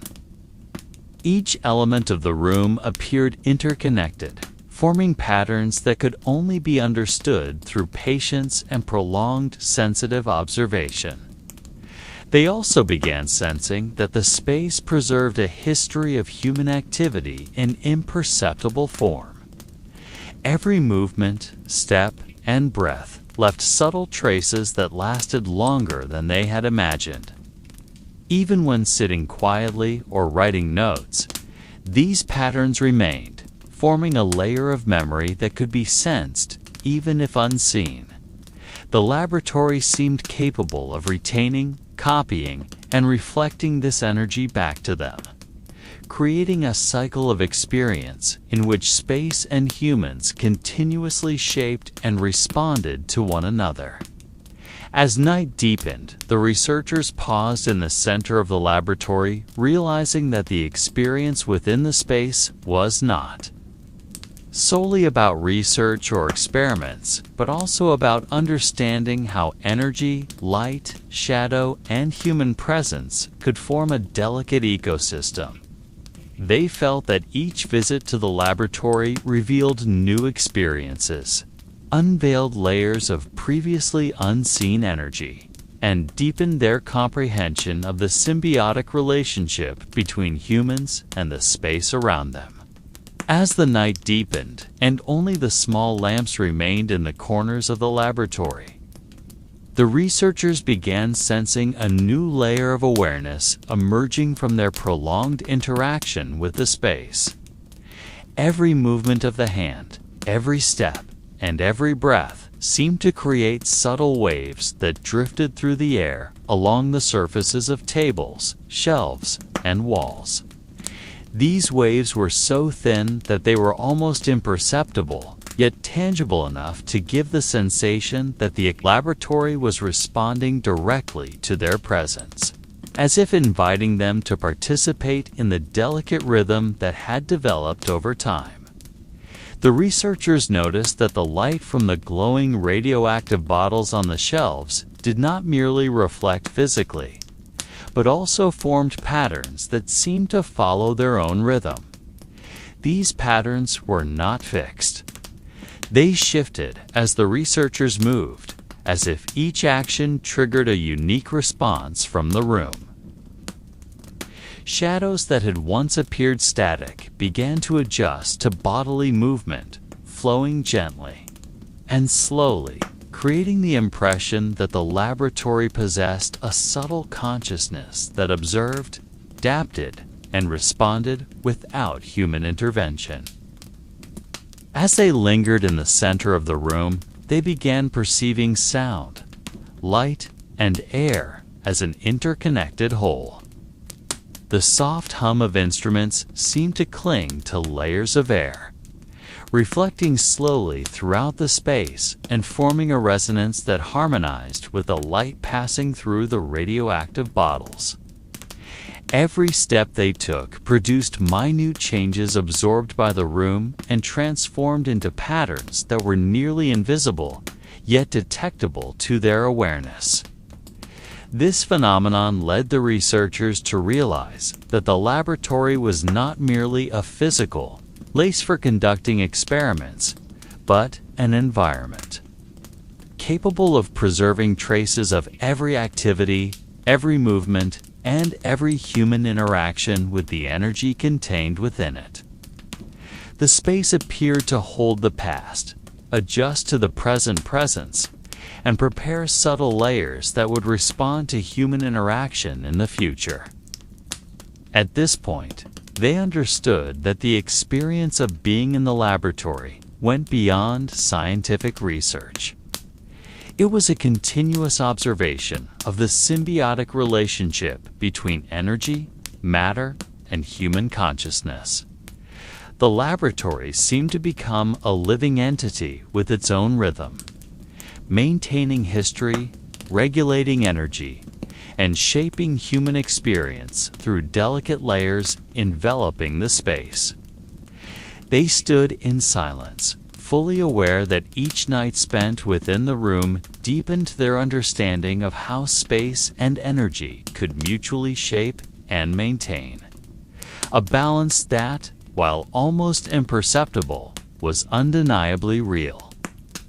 As the morning light gently penetrated the windows, the researchers realized that the laboratory had displayed a night rhythm different from before. Every object seemed to retain traces of the previous night's activity, from the instruments used to the rarely touched shelves. They felt that the room not only recorded their actions, but also processed them into subtle patterns, spreading through the air, walls, and metal surfaces, as if the entire laboratory became a unified entity, moving slowly yet consistently. The researchers noticed that the morning light revealed new dimensions in shadows and reflections, showing that every corner of the room possessed a unique character. Some shadows appeared longer and softer,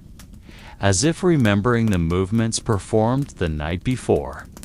while reflections on glass and metal surfaces flowed gently,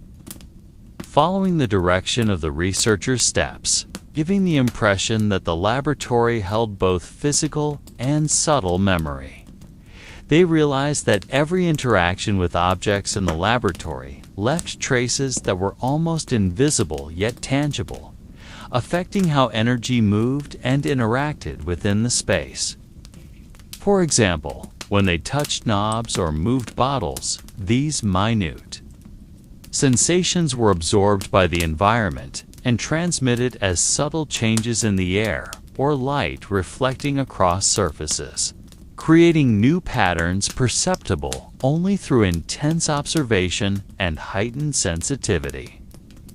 Over time, the researchers began to understand that the laboratory was not merely a physical location for experiments, but a living entity on a subtle scale.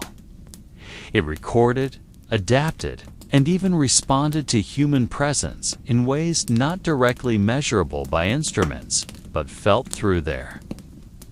sensitivity to microchanges occurring in the air and on surrounding surfaces. At this point, they sensed a symbiotic relationship between energy, matter, and human consciousness. Every small movement, every breath, every focused attention appeared to alter subtle patterns in the space, while those patterns, in turn, influenced their experience. They stood in stillness, recognizing that the laboratory had become a medium through which they could understand energy and space in ways they had never imagined, creating a scientific experience that was not only physical, but also sensitive and profound.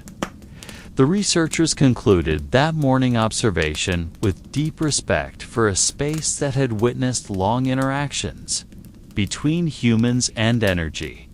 understanding that each night spent in the laboratory deepened their connection to this environment and expanded their comprehension of how energy,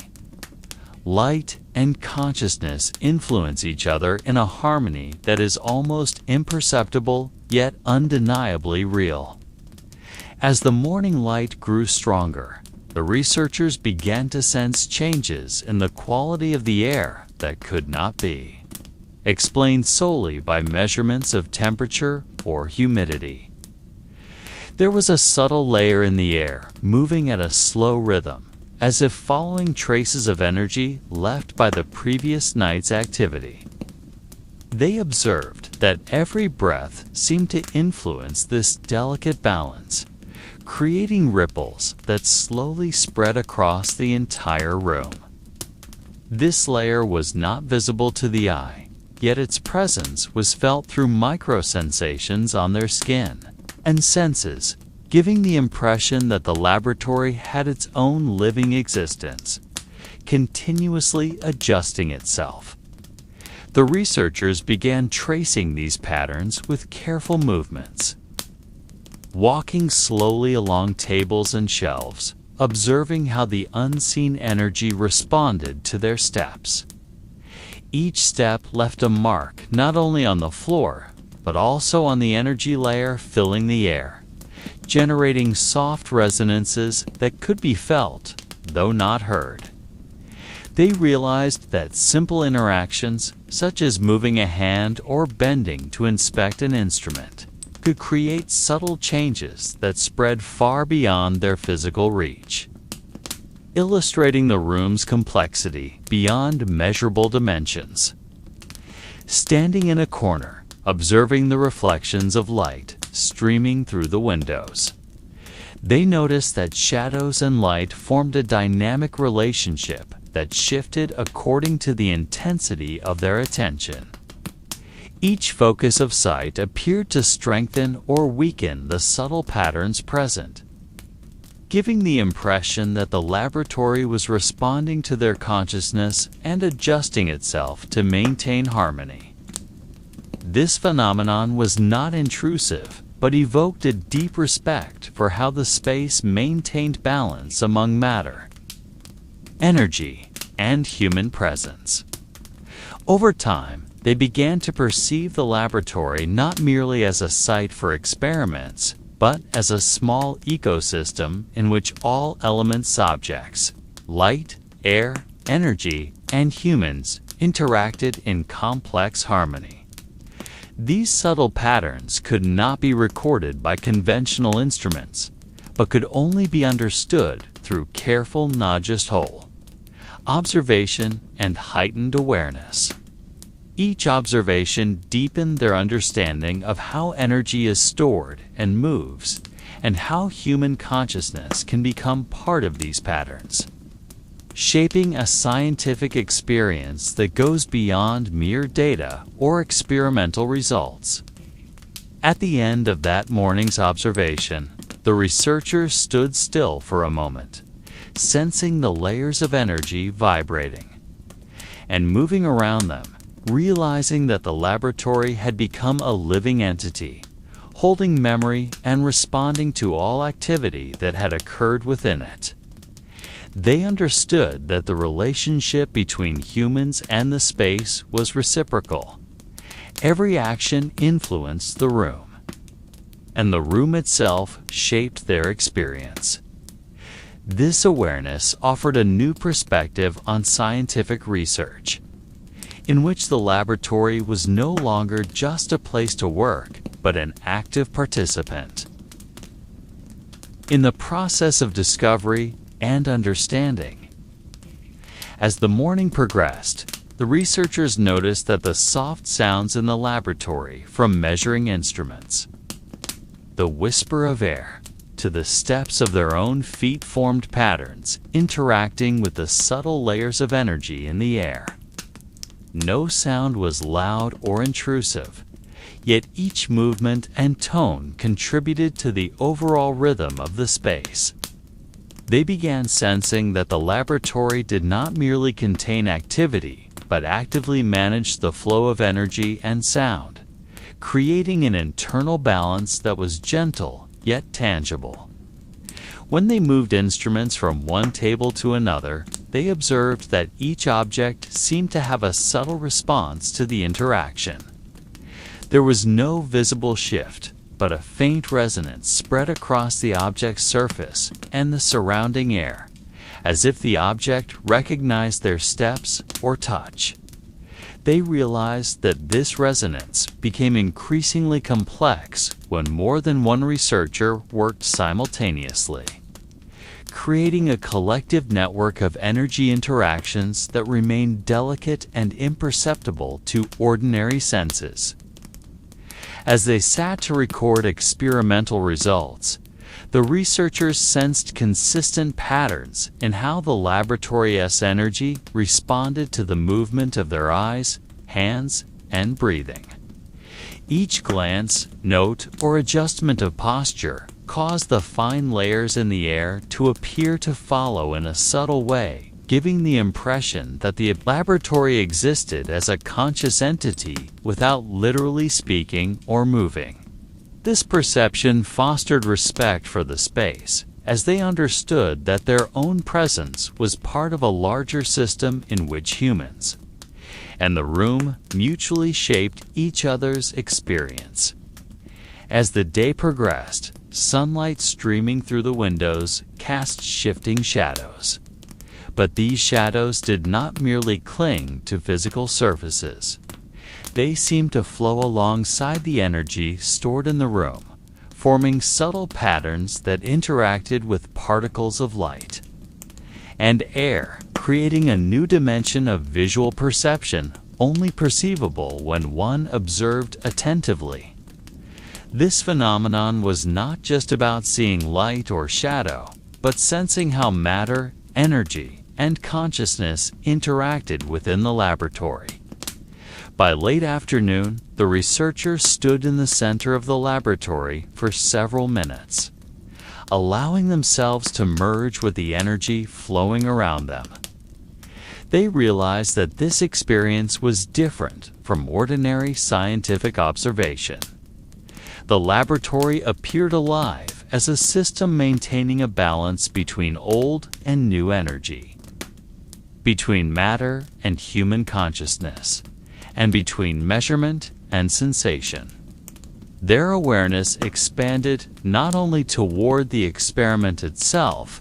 but also toward the laboratory as an entity that stored, responded, and continuously adjusted to human presence. As dusk fell and the light outside the windows softened, the researchers noticed that the laboratory's atmosphere underwent subtle yet perceptible changes. The air seemed denser in some corners, while lighter in others, as if the room adjusted its density invisibly to the intensity of human activity within it. They sensed that this change was not due to differences in temperature or airflow, but something more complex, like the interaction of residual energy from previous experiments with their present presence. They observed that each small step, each movement of the hand while writing notes,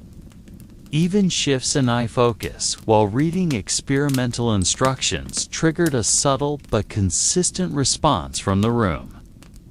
The sensation was not a measurable physical movement, but a rhythm they felt on their skin. in the air surrounding their bodies, and in the thin energy field encompassing every instrument and shelf. Gradually, they realized that the laboratory created a unique work pattern, following the natural rhythm of human interaction with the energy left from previous experiments. Standing near the rack containing radioactive materials, they noticed that the light emitted from these objects seemed to resonate with the rhythm of their breathing.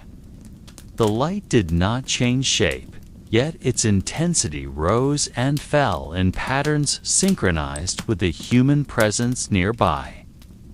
They began to understand that these objects did not merely store radiation, but also preserved traces of energy generated by past human activity around them, creating a subtle layer of information perceivable intuitively. As the night grew darker, the shadows cast by the laboratory lamps no longer simply followed physical forms, but appeared to move at varying speeds in different corners, seemingly tracing unseen energy flows. These shadows were neither frightening nor disturbing, but instead provided a new awareness that the space was not a static entity.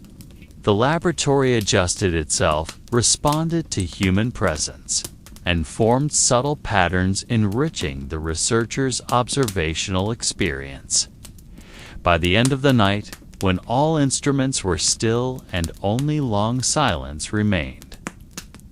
the researchers sensed that the laboratory could contain all their activity without losing its own identity. The space maintained its character while receiving the footsteps, sounds, and thoughts of humans continuously. They realized that their experience was not only about physical experiments, but also about understanding the laboratory as a living system that stores, responds, and adapts to human presence continuously with each night spent within it, adding a new layer to the collective consciousness of the space. At the beginning of the next night, when the laboratory lamps cast their soft light, the researchers began to notice that each instrument and device in the room seemed to emit its own rhythm, even while physically still. The faint hum of measuring instruments and minimal vibrations in metal structures created a form of synchronization with human presence, as if the energy responded to the steps and movements occurring within the laboratory. They sensed that this was not merely a psychological effect, but a real interaction between the residual energy from previous experiments and their current presence. They observed that the movement of light across glass, metal, and plastic surfaces did not simply reflect shapes, but created patterns perceptible intuitively. The light seemed to follow the rhythm of their steps, resonating with the cadence of their breathing, creating subtle effects that made them realize that this space is not merely a physical backdrop, but an entity dynamically responding to human activity. Every motion, from writing notes to moving equipment, left small but noticeable impacts throughout the laboratory, as if the room adjusted itself to remain aligned with the continuously flowing energy. When standing quietly in a corner, they felt the presence of fine, invisible layers that could be sensed through interaction with the air, light, and surrounding objects. These layers were not visible to the eye, but emerged through their sensitivity to minimal environmental changes.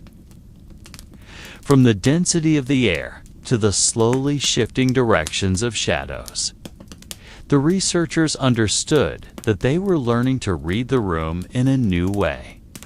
recognizing that this laboratory preserved an unseen record of every experiment and human activity that had occurred within it.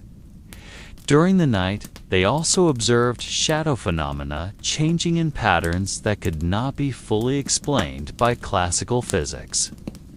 Shadows moved slowly, or seemed to lag, adjusting to their presence, giving the impression that the space possessed its own life.